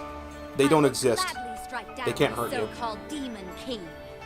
I guess it's time to claim my destiny. Was that a YouTube poop? I feel like it might have been. It was a really bad YouTube poop that I made up just now. I was trying to do the John St. John meme, and I failed at it. I failed at it horribly. She has magic earring. Hooray. You haven't joined yet, Hee. Witness this new power I possess. Speaking of the Discord, I don't want to get too deep into it on stream, but there's some shenanigans going on the Discord, and I'm gonna have to start cleaning house if things don't straighten up. So we're gonna behave ourselves in the general channels. The maidenless behavior can stay in the maidenless behavior channels and not escape those channels. Those channels are the containment boards. That's what those are. I read you, the Sage of Light. Something I do not want to Swear that I do will stand with is... you. And here, as proof of my vow. Something I do not want to do is I do not want to lock down the channel to be 18 only. Because I look at my analytics on YouTube, I see that I have like an age range of people that are like as young as like 14 and as old as like 24. So I don't want to exclude half of my viewer base. But I do also want to have a space where like people that are 18 plus could have like more mature conversations that would not be appropriate around people that are 13. You know, boring stuff like politics, and nothing sexual at all. It's always like taxes, politics, and like usually just like political memes. Seems I can finally repay you. Poking fun at both sides, Should we head back to town? and like taxes, and like bitching about working a job. Totally nothing erotic at all. Nothing maidenless happens down there. Not that you'd know, because if you're not old enough, you can access it anyway. Haha. So you don't get to see all the dank 18 plus memes of having to do taxes, and like the IRS like dragging you off to jail if you don't do your taxes. And now the sand shroud is gone. Hooray!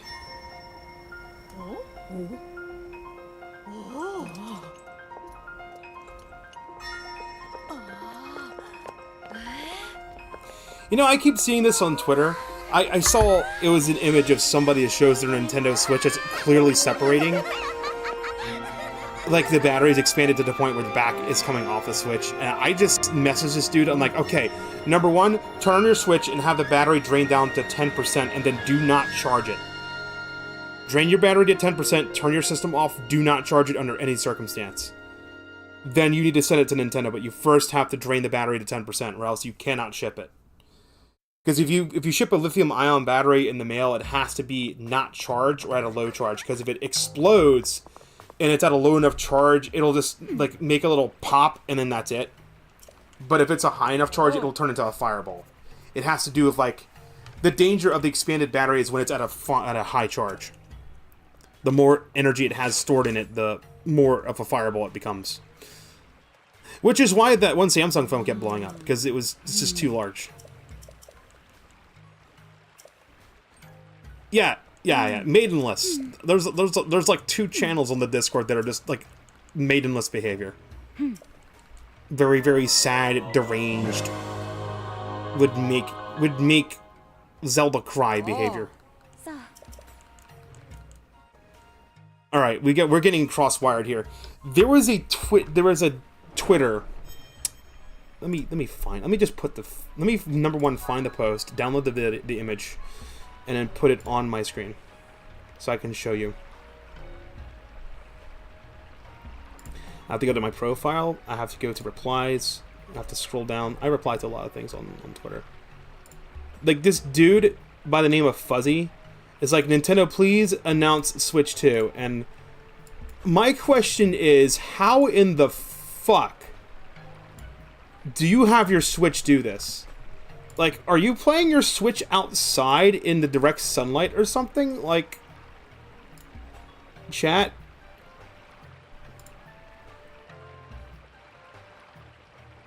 Make a high battery break in the mail. Okay, yeah. If you're going to ship a device with a lithium-ion battery and the battery's starting to expand, it's considered a bomb at that point. Like, it's just a matter of time till it ruptures and explodes.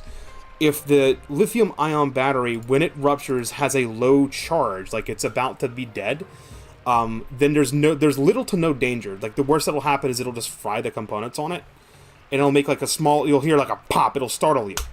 If it's right next to you, it might hurt you, but if it's not going to burst into a fireball. But if it's fully charged, and that battery starts to expand, and it ruptures, it will turn it into a fucking fireball. It will explode and then be a fireball. It kind of acts like napalm. It's really fucking nasty.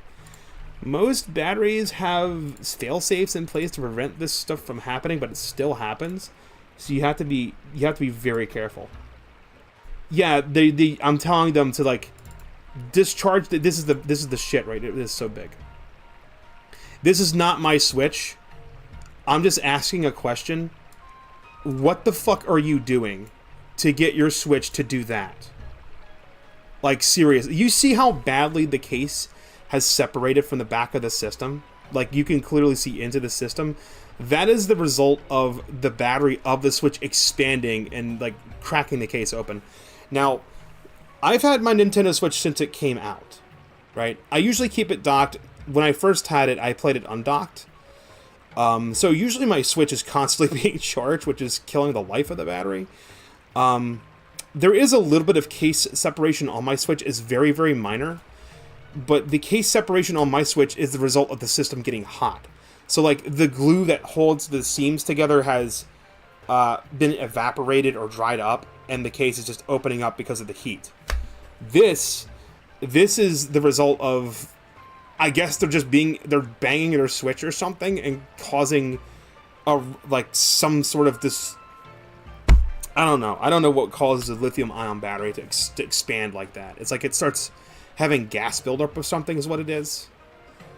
And usually it has to do with like blunt force trauma. So usually batteries will expand if they're poorly manufactured or if like there's been shock applied to the system. So like the more you drop it, the higher the chance the shock is going to cause damage to the internals that'll cause the battery to do that. So that's yeah. If your Switch is, if you have any game system or any electronic device that's doing this, please, for the love of God, don't ignore it. Do not throw it in the trash. You don't need to call a bomb squad. You just need to, number one, discharge the battery to the point where it's almost dead. Then you just need to take it to, if you can get the battery out safely, there's like plenty of like battery places you can go to. Like there's a battery place in my town you can go to, and they can like basically make a clone of the lithium-ion battery that you can replace it with. The problem with the Switch is it has a goddamn internal battery. This is something that the European Union's kind of like getting on phone manufacturers about now. A few years ago it was USB-C as a standard. Now it's like removable batteries. The Game Boy Advance SP, the Nintendo DS, the Nintendo DS Lite, the Nintendo DSi, and the Nintendo 3DS all had removable batteries. You could take the back plates off, you could pop the batteries out of them. If my 3DS battery ever starts to expand and do shit like this, literally all I have to do is turn the system off, disconnect the battery, take the battery itself down to this like battery store, and say, all right, this battery is about to go boom, I need to have an exact replacement of it. And they can look at the battery, they can make a lithium-ion battery in the exact same size, the same voltage and everything. And I can slunk it right into the system and it'll work. If you're getting rid of it, why not just let it die? You could just let the battery die completely. You're not going to get rid of it. You're going to get it replaced. You're going to get it repaired. It's just you cannot ship a battery if it's doing something like that, because that's actually considered hazardous material at that point. Because those explode. Let me just throw up a video on YouTube. Let me just show you what happens. Puncturing a battery pillow. I'm sure that'll give me a video.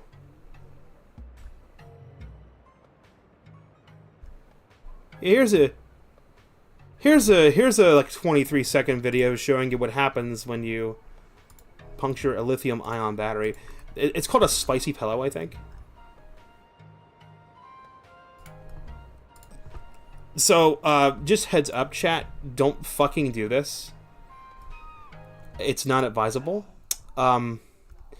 You could die or get injured. So maybe don't do what's in this video. Let me get like window cap. Where is window capture? I want to get my capture set up for this one. Yeah, here's spicy pill. I don't have incognito mode. Oh no, everyone's gonna see my recommends. Oh no, oh the humanity. I can't get the, can I not? Can I not? Yeah, I can. So chat, this is what happens when one of these little spicy pillows go kaboom. Do I have desktop? I need desktop audio turned on so we can hear this. It's not good. Do not do this. This is a very stupid idea. Do not do this. Yeah. Give it the crisscross action. Yeah. He's not even wearing any protective equipment.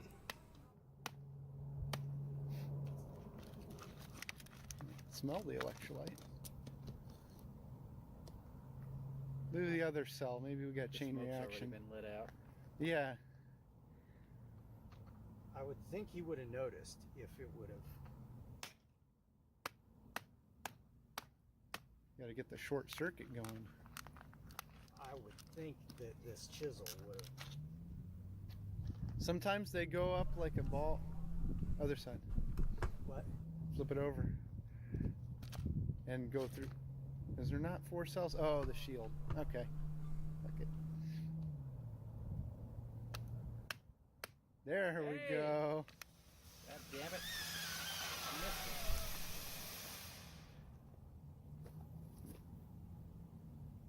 I want flames. Pretty damned exciting.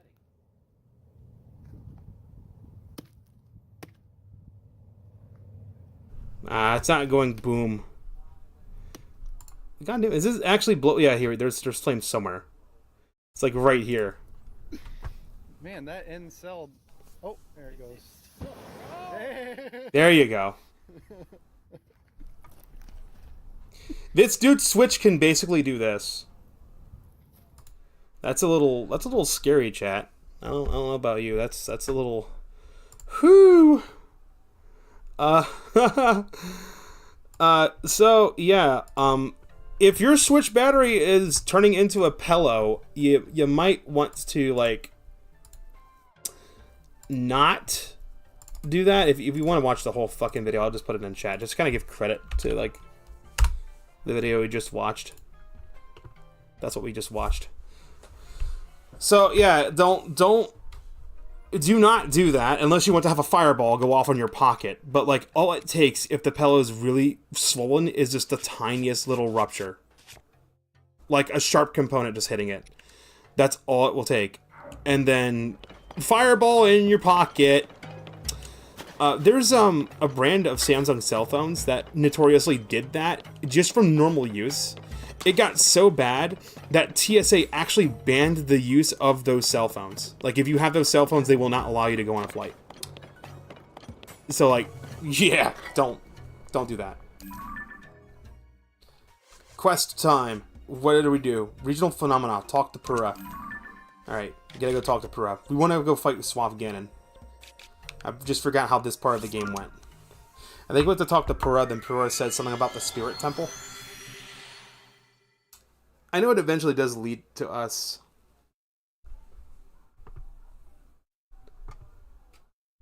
Does leaving it in the dock means it's constantly charging? Yeah, it does. So basically, when you have their Switch docked, I don't know how it works. I think they may have designed the Switch dock to be like, okay, it'll charge the battery up to 100%, and then when the battery's at 100%, it will not let the battery charge. Like, it just completely breaks the circuit and goes just to the mains and doesn't charge the battery anymore. It would kind of be like leaving your phone plugged in. What kills a battery's life is charge cycles. So if you have your battery constantly recharging and just dropping like 1% and then charging back up over and over, that's what kills the battery. And, you know, if the battery on the Switch completely dies, the system will still turn on if it's on the dock. It'll just be a docked system.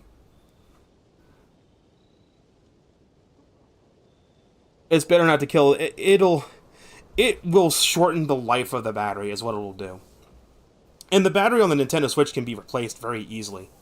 You can buy an aftermarket battery. Like I said, you could go to the fucking battery store that's in my town. I can go to the battery store that's like right behind the Sheetz gas station in my town. I can take the Switch apart and be like, alright, I just need this battery replaced. The problem is getting to the battery on the Switch requires you to, number one, detach your Joy-Cons. Number two, remove your SD card. And every time you eject and insert your SD card, there's a chance that you can break one of the pins on the fucking SD card thing, and then it like breaks it, and you have to repair that, get that thing replaced, and that's a pain in the ass. Number three, you have to take the backplate off. Number four, you have to there's a special like plastic tool that you can use to break the seams. So you have to take the backplate off. You have to take the rails apart. You have to actually detach the rails from the system. You have to take, I think it's two heat shields off it. One shield is basically a RF interference shield, is to make it so it's FCC compliant, and there's a second shield you have to take off. I think to get to the battery you have to take off the first shield, and then you can get to the battery, and then I think the actual processor on the system is behind the second heat shield.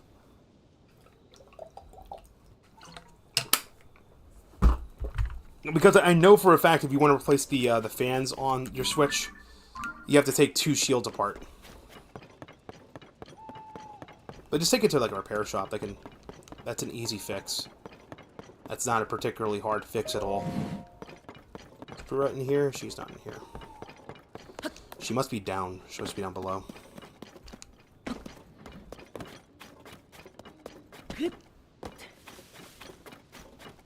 No, she's up above.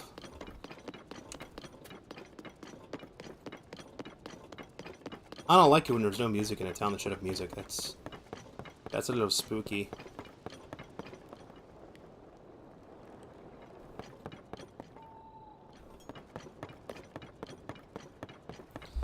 Like I said, I've had my Nintendo Switch on the dock for most of its life. In the 6 years the Switch has been out, and I haven't had problems. I can undock my Switch and I can play this game, Tears of the Kingdom, for, I'd say, like, maybe 2.5 hours until the battery's low enough. If I play my Switch in my car and I play a intensive game, I'll get, like, maybe an hour and a half to 2 hours worth of battery life before I have to charge it. And then when you charge the system, it's really funny. You actually have to have the... If you are not using the Nintendo Switch chargers and you're using just like a phone charger that has USB-C, it will charge your system. It will not fry your system, but it will slow charge it. The only way to get it to speed up the rate it charges is to actually load up like a non-intensive game and just have it idle on the game. It's like for some reason the Switch breaks the USB-C standard. If the system is not under load, it will not draw more power, but if it's under any sort of load, it'll draw more power. So the trick to charging your system with a phone charger is if you have a game that's like a 2D game that is not graphically intensive at all you gotta do is load a game up. Literally load a game up. If the battery is all puffed up but the charge is low, wouldn't it get on fire? It will still catch on fire. If you rupture it, it will still catch on fire, but the extent it will ignite is greatly reduced. It has to do with how lithium-ion batteries work. I am not a chemist. I cannot tell you why. You can look that up online. You can actually look up why is it that a lithium ion battery is less dangerous at a low charge. It has to do with how the battery keeps charge, because basically how batteries work is you're capturing electrons. Like, every single electronic device needs a certain amount of energy to function. And then what a battery does is a battery has some sort of medium that gets excited when it is filled with electrons in it. And then over time, those electrons drain, and then the materials in the battery start to fall under the effects of entropy and stabilize. The reason you should never fully drain a battery is because when a battery is at 0%, when it's quote unquote dead, it actually still has maybe 5% charge left on it, but it needs that 5% charge to be able to recharge. If there are no electrons inside of a battery to excite the particles inside the battery, then you can't push more energy into it. It'll take so much energy to do it that a normal household outlet would not be able to revive the material. It's really weird. It's basically magic as far as I'm concerned.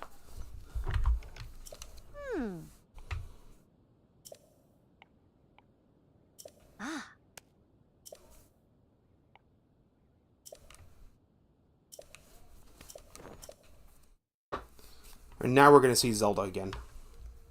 This is what would start the Spirit Temple thing.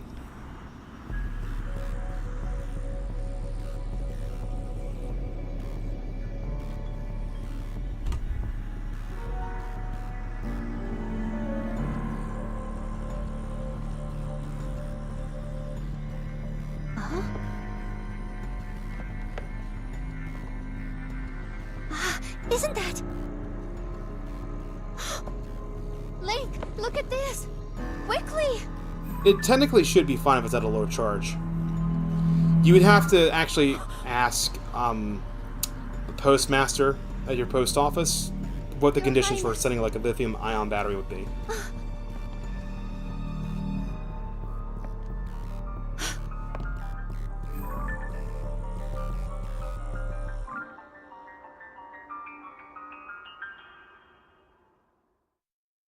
And now we gotta go to Hyrule. We can completely ignore this Hyrule Castle side quest. That's not the princess, that's the fake princess.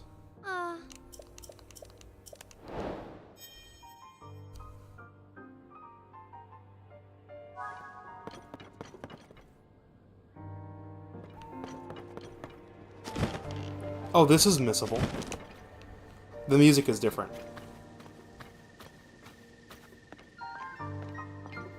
The piano is more uneasy or something. They give this sense of unease. Alright, let's activate everybody.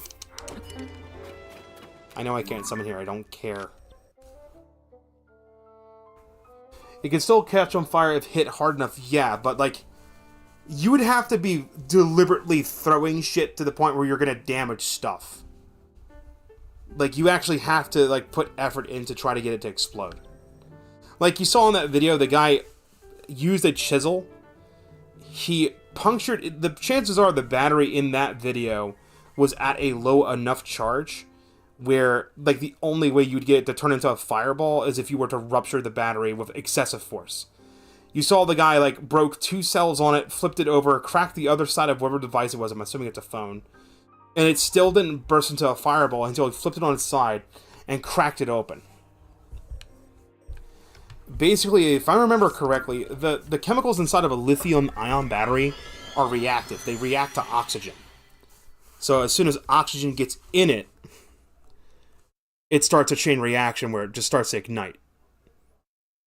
And then it will continue to be ignited until the material in it is just run out. Then it'll finally stop. It'll burn for a while. And usually the stuff will smoke before it'll burn. Come to me. I am waiting. Waiting for you. Oh my. She's waiting for me. Giggity, giggity. Link is about to get his dick wet. Let's go. Let's fucking go.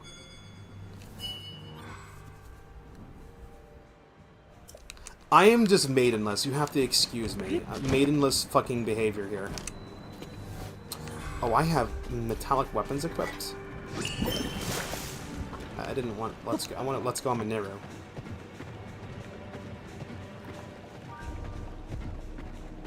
This goop is nothing to me.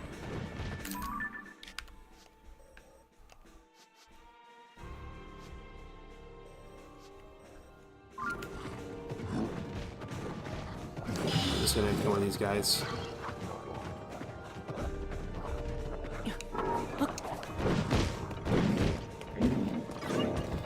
Fortunately, having everybody summoned is going to draw aggro, so I can just run away.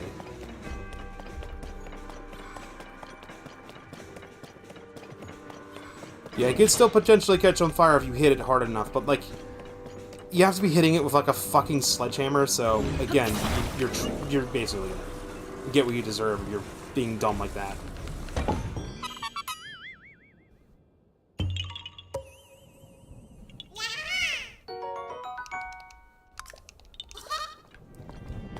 The higher the capacity of the battery, the more likely something like that's going to happen.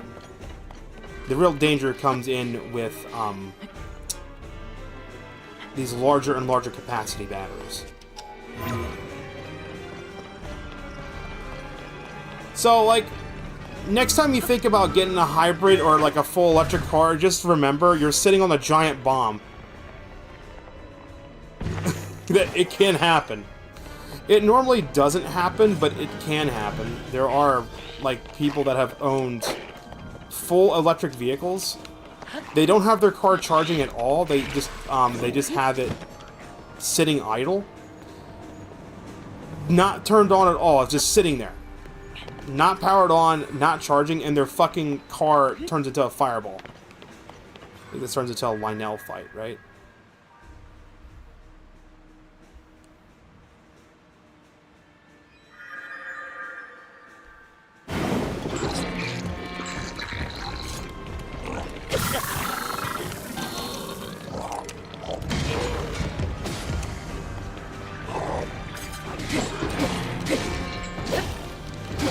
All you do is blow your stupid fucking horn. I want to spank that booty. Get over here. Get that ass spanked. Why did they give them the bokoblins like giant fucking cake asses, dude? Who at Nintendo was... Somebody at Nintendo was probably spanking it to, like, the ass of the bokoblins. That's the sad part. You like to fuck with bows, do you? What do you do? Get him. Somebody spank him. Just come on. There you go. Yeah, it was... The car was just sitting there, nothing else. It's rare. It was a manufacturer's defect. That's something that does not happen. Most of your modern electric cars will not have that problem. Oh, she wants me to literally walk around.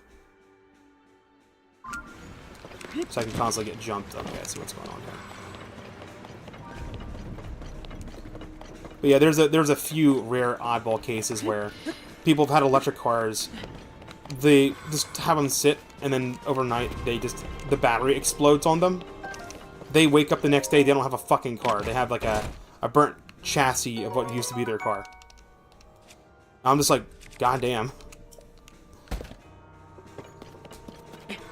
Which is why it's important to always get your car's battery serviced if you have one of these types of cars. And everyone's like, oh, I want to get a hybrid car. Hybrid cars are fucking expensive. They're expensive to insure. They're expensive to maintain. And then, like, every time you get the oil changed to your car, you also have to get the battery checked.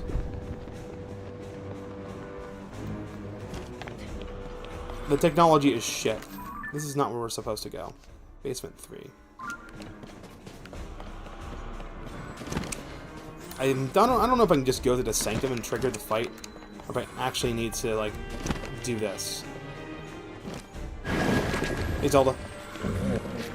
Oh, we got a Hinox this time.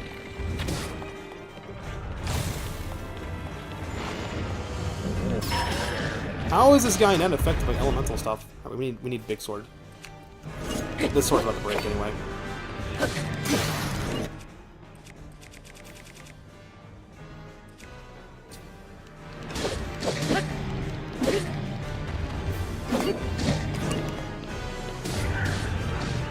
Somebody take the fucking shot.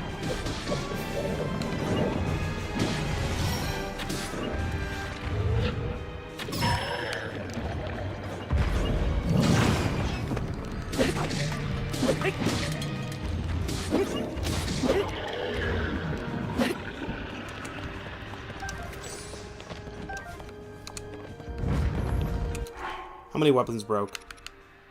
2? Whatever. I think we got enough.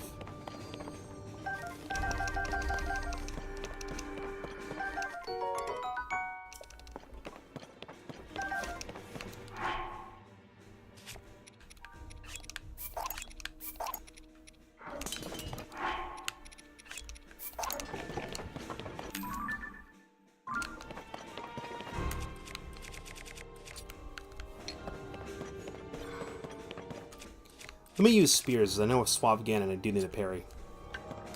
You have to parry him and not Flurry Rush. If you try the Flurry Rush, I'll just counter your Flurry Rush.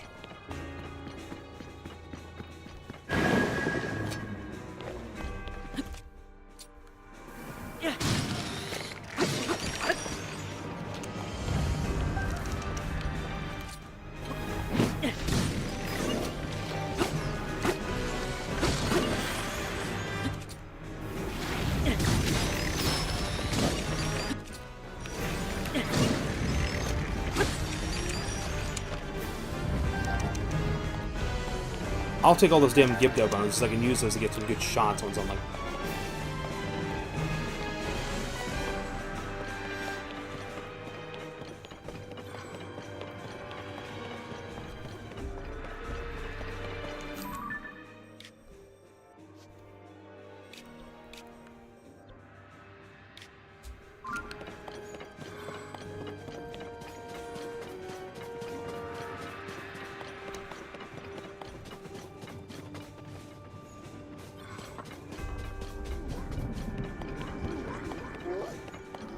If it's not a mandatory fight, I am not doing it. I'm going to try to sidestep him. Because it's just going to tear through my weapons.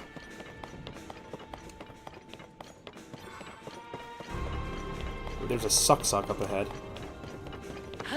Yeah, I call the like suck-sucks. Let's just do that. You think we'll see any suck-sucks in Echoes of Wisdom? So, like, we will canonically see Zelda getting ate by a like. Please ignore what I just said. I'm just, again, being made in this behavior again. Of Zelda getting ate by a like. Someone's gonna make some, like, fucking R34 of that shit, I guarantee you.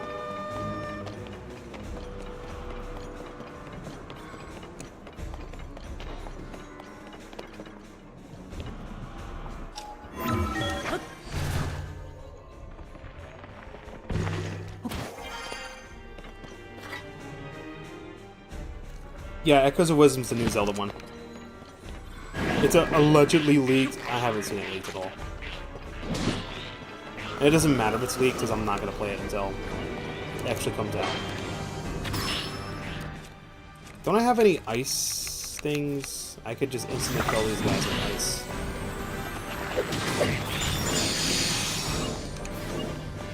That's the thing about fire enemies. They die instantly to ice.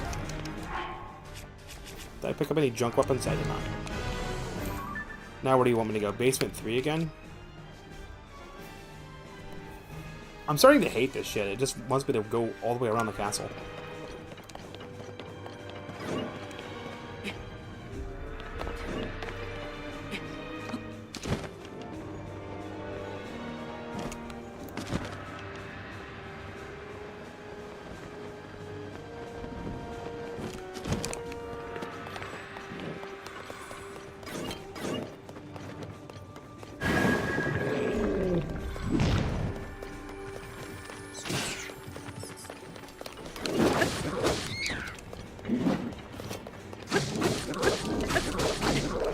Poke the moblin in the butt.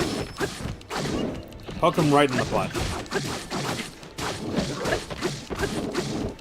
Poke him in the dick. Silver moblin horn. I think my dad's about to come in here to go to the bathroom again. Yay. We ascend? Yeah, we can. Yeah, Echoes of Wisdom comes out next Thursday, I believe. Dodge the like. Evade the suck. I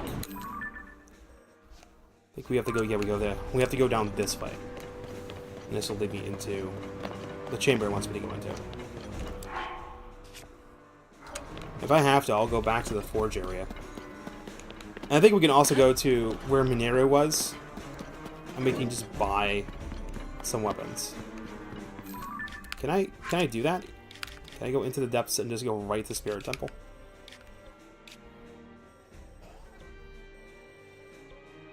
I have to go a little ways in there, but it looks like I can just get to the smithing construct. Hey, look at Zelda again. Hi, Zelda. Oh, this time it's sucks. Electrical sucks too.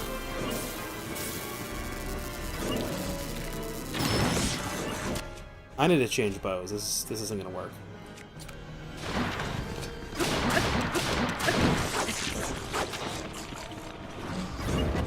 There's one suck.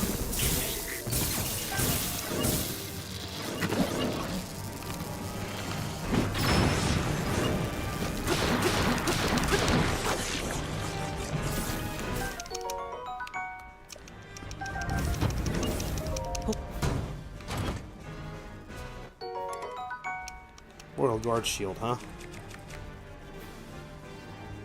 Structural weaknesses made it low durability and practical for combat. No, we don't want it.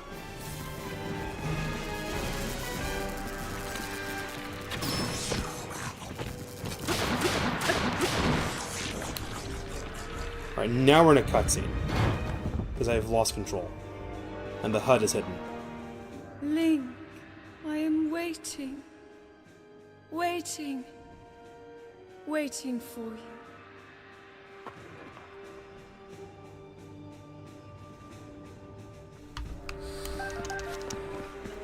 There aren't transformations in... unless you're counting the, like, hero transformation in that game, there's not really much in the way of transformations in,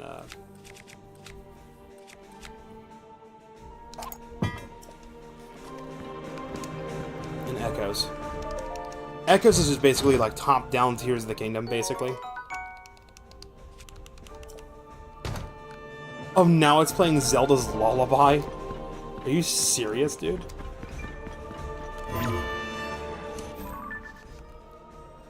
Now she's waiting for me in the Sanctum. This is where the boss fight comes in.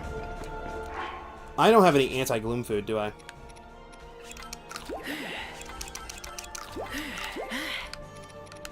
I should have brought some anti-gloom food with me.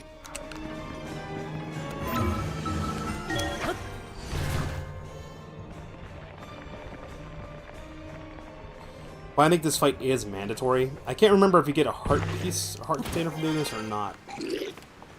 Hey, buddies. What's up? Yeah, you blow your little trumpet. I don't give a shit. I love how we're under a lightning storm effect, but, it's not... My weapons aren't metallic.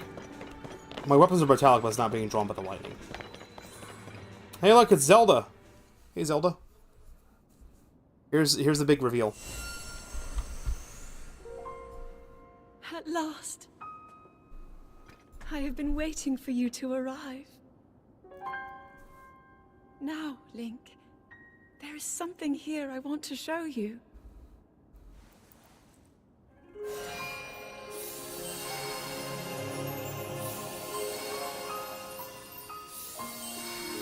You literally ripped this model from the first game.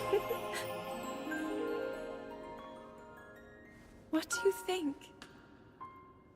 Hyrule Castle, perfect and glorious. Does it awaken memories? Memories of our time here? There's more Zeldas? Take in every detail. After all, This place will be the last thing you ever see. It's a trap! The fabled swordsman who endured my corruption, who has persisted in slaughtering my servants. Interesting. How is it that you survived my attack? It must have been that wretched arm. No matter. You will not live to see another sunrise. Did my puppet entertain you? She made it so easy to mislead you, to keep you occupied.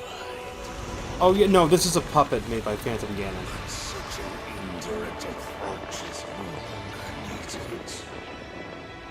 End this hero's life, my dark servant. Cut him down. He made a fake Zelda.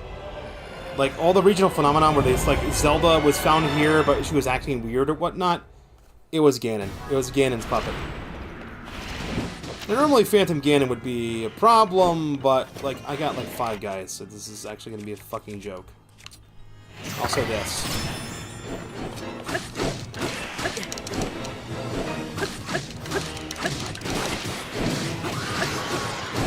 One's down. Do I have another spear? I have 2-handed weapons.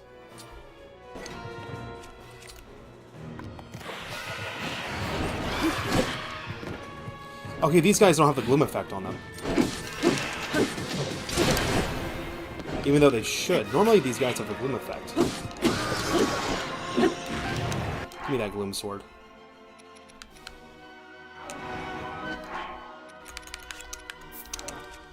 Prepare to make the most broken weapon in the game. Gloom sword, master sword. Yes, that works, believe it or not. It works, and I don't lose health when I use it. It is so fucking stupid.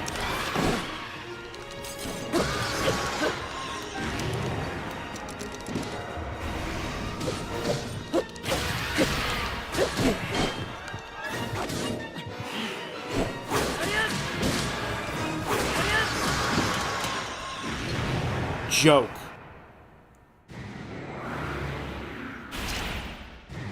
Oh, now we have a big guy? Do we have more?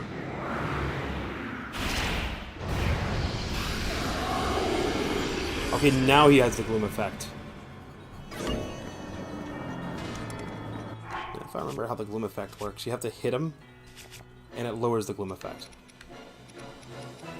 I want that Demon King's bow. That does 44 damage. What is that? Attack up plus 7, plus 6.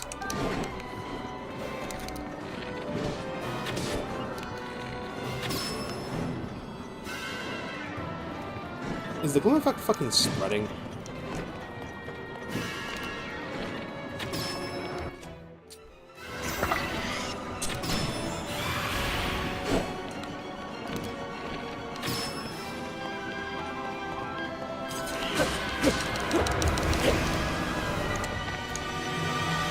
That's in there, broke it.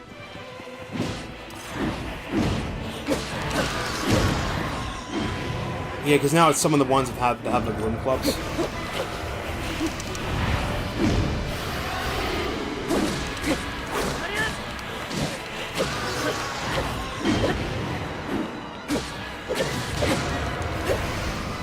Yeah, normally the gloom sword is supposed to drain your health when you use it. I think the master sword has a base power of 30, so that's a power of 71, if my math is right. So it's just a little bit busted. Tiny bit broke.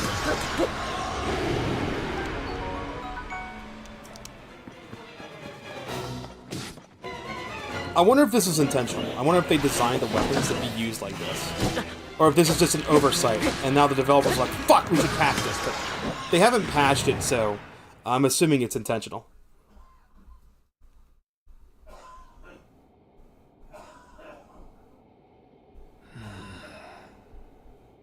It seems there is more to you than the power Rauru has gifted. did. But not much more.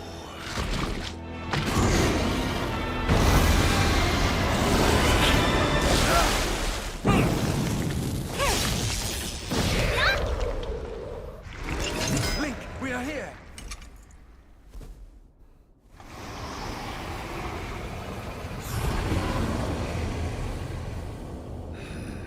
Those who carry the secret stones.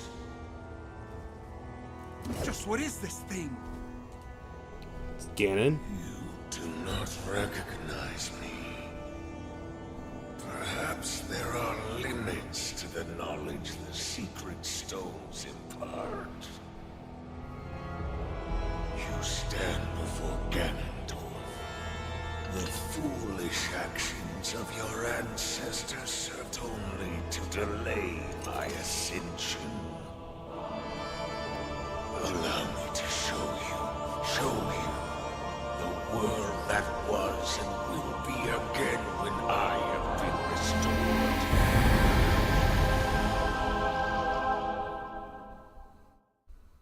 restored. Cutscene time.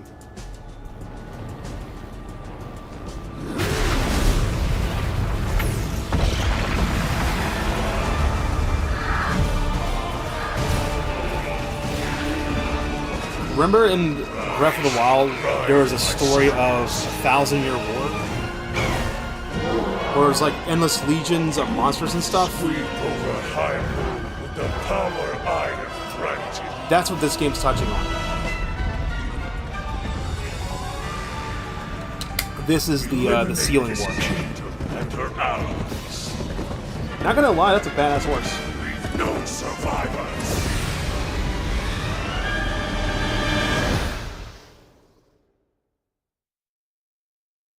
I kind of wish I could get that horse.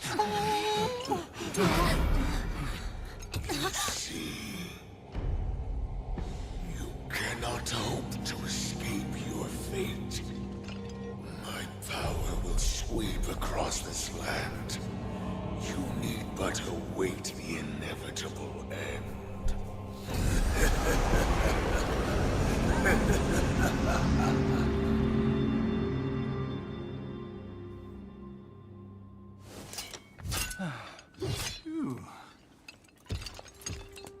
Was that the Demon King we were warned about? It all really happened? Yeah. This is dire. The Demon King, the man who nearly destroyed the world. Ganondorf. With his return, everyone's in danger. No shit. This isn't good. If that really was him, we're in real trouble. You Hold think? on. He must not be at his full strength. Otherwise, why flee instead of finishing us off? Finally, somebody with a brain. We should return to Lookout Landing and decide what to do next. Link, you should come too. I should. Okay, technically this is a dungeon because it ends with a heart container.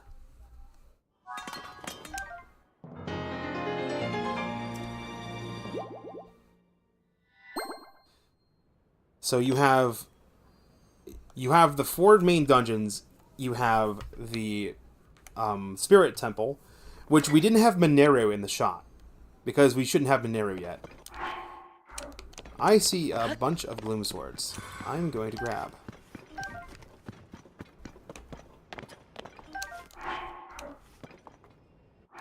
And if there's any Demon King's bows, I'm going to grab those too. I want to swap them out for these. The Demon King's bows do damage proportional to the maximum amount of health you have. So the more hearts you have, the more these things hurt. They don't count your yellow hearts, they only count your red ones. And you can find this Ganondorf, Shadow Ganondorf fight everywhere. All across the world.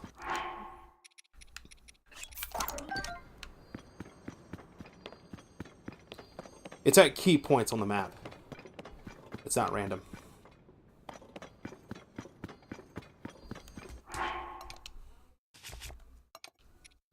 I've got one weapon that's about to break.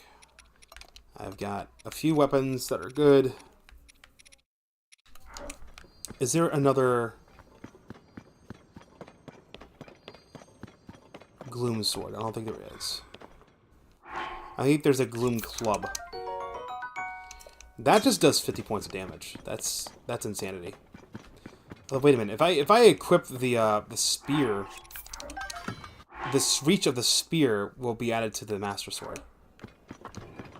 It'll still act like a sword. It'll just have the extended reach, which is stupid. The fusion system in this game is fun. It's stupid fun. When you realize you can use it to kneecap the game.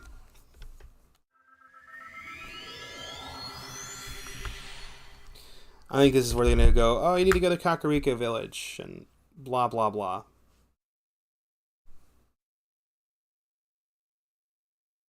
But we already did the Spirit Temple, so I'm a little curious on if the quest is just going to complete itself and go, oh, wait, you already found the 5th sage. Good for you.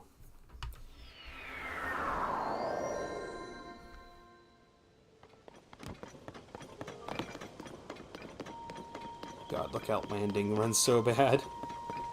I certainly hope that there is a Switch 2, that the next game is not just like an HD remake of Breath of the Wild, because that's just going to make me sad.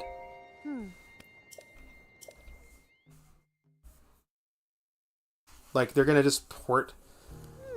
Especially if the system's backwards compatible, it would make no sense to have, like, oh, here's an enhanced version of Breath of the Wild for 70 frickin' bones with all its DLC, when you could just, like, just buy the $60 version with the DLC, and just have an upgrade patch. That would be, like, you can literally do that with an emulator.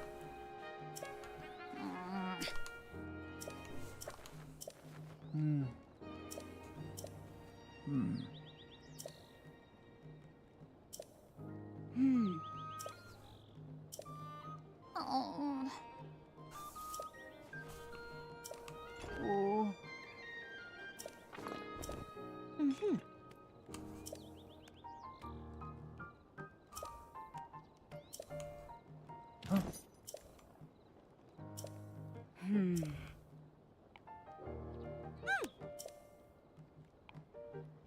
There's 6 sages with the King Raru when he fought against the Demon King. Wind, fire, water, lightning. And the time was princess. Wow. So we're missing a sage. There's a 5th sage. There's one more sage back then. Raru. It was Mineru. Mineru is the only one that doesn't have a fucking mask. Aside from Zelda.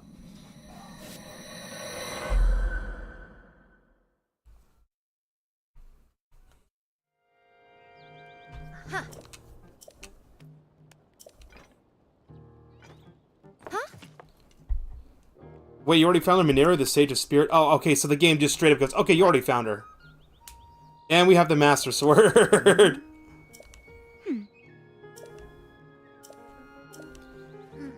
So they did the open world game properly. They went, okay, we're gonna account for the game, the player already doing these objectives when they shouldn't have. Yes. And we'll have dialogue to acknowledge that.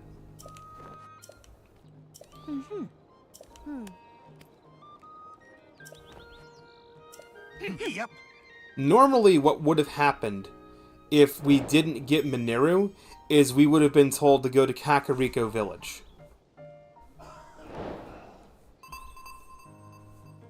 Because now it's going to go find the 5th sage completed. It's going to completely skip that whole chain. Check it. Huh? Ah.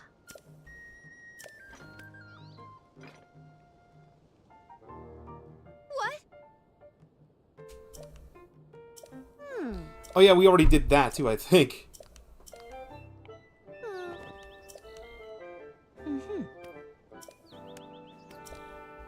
Yes.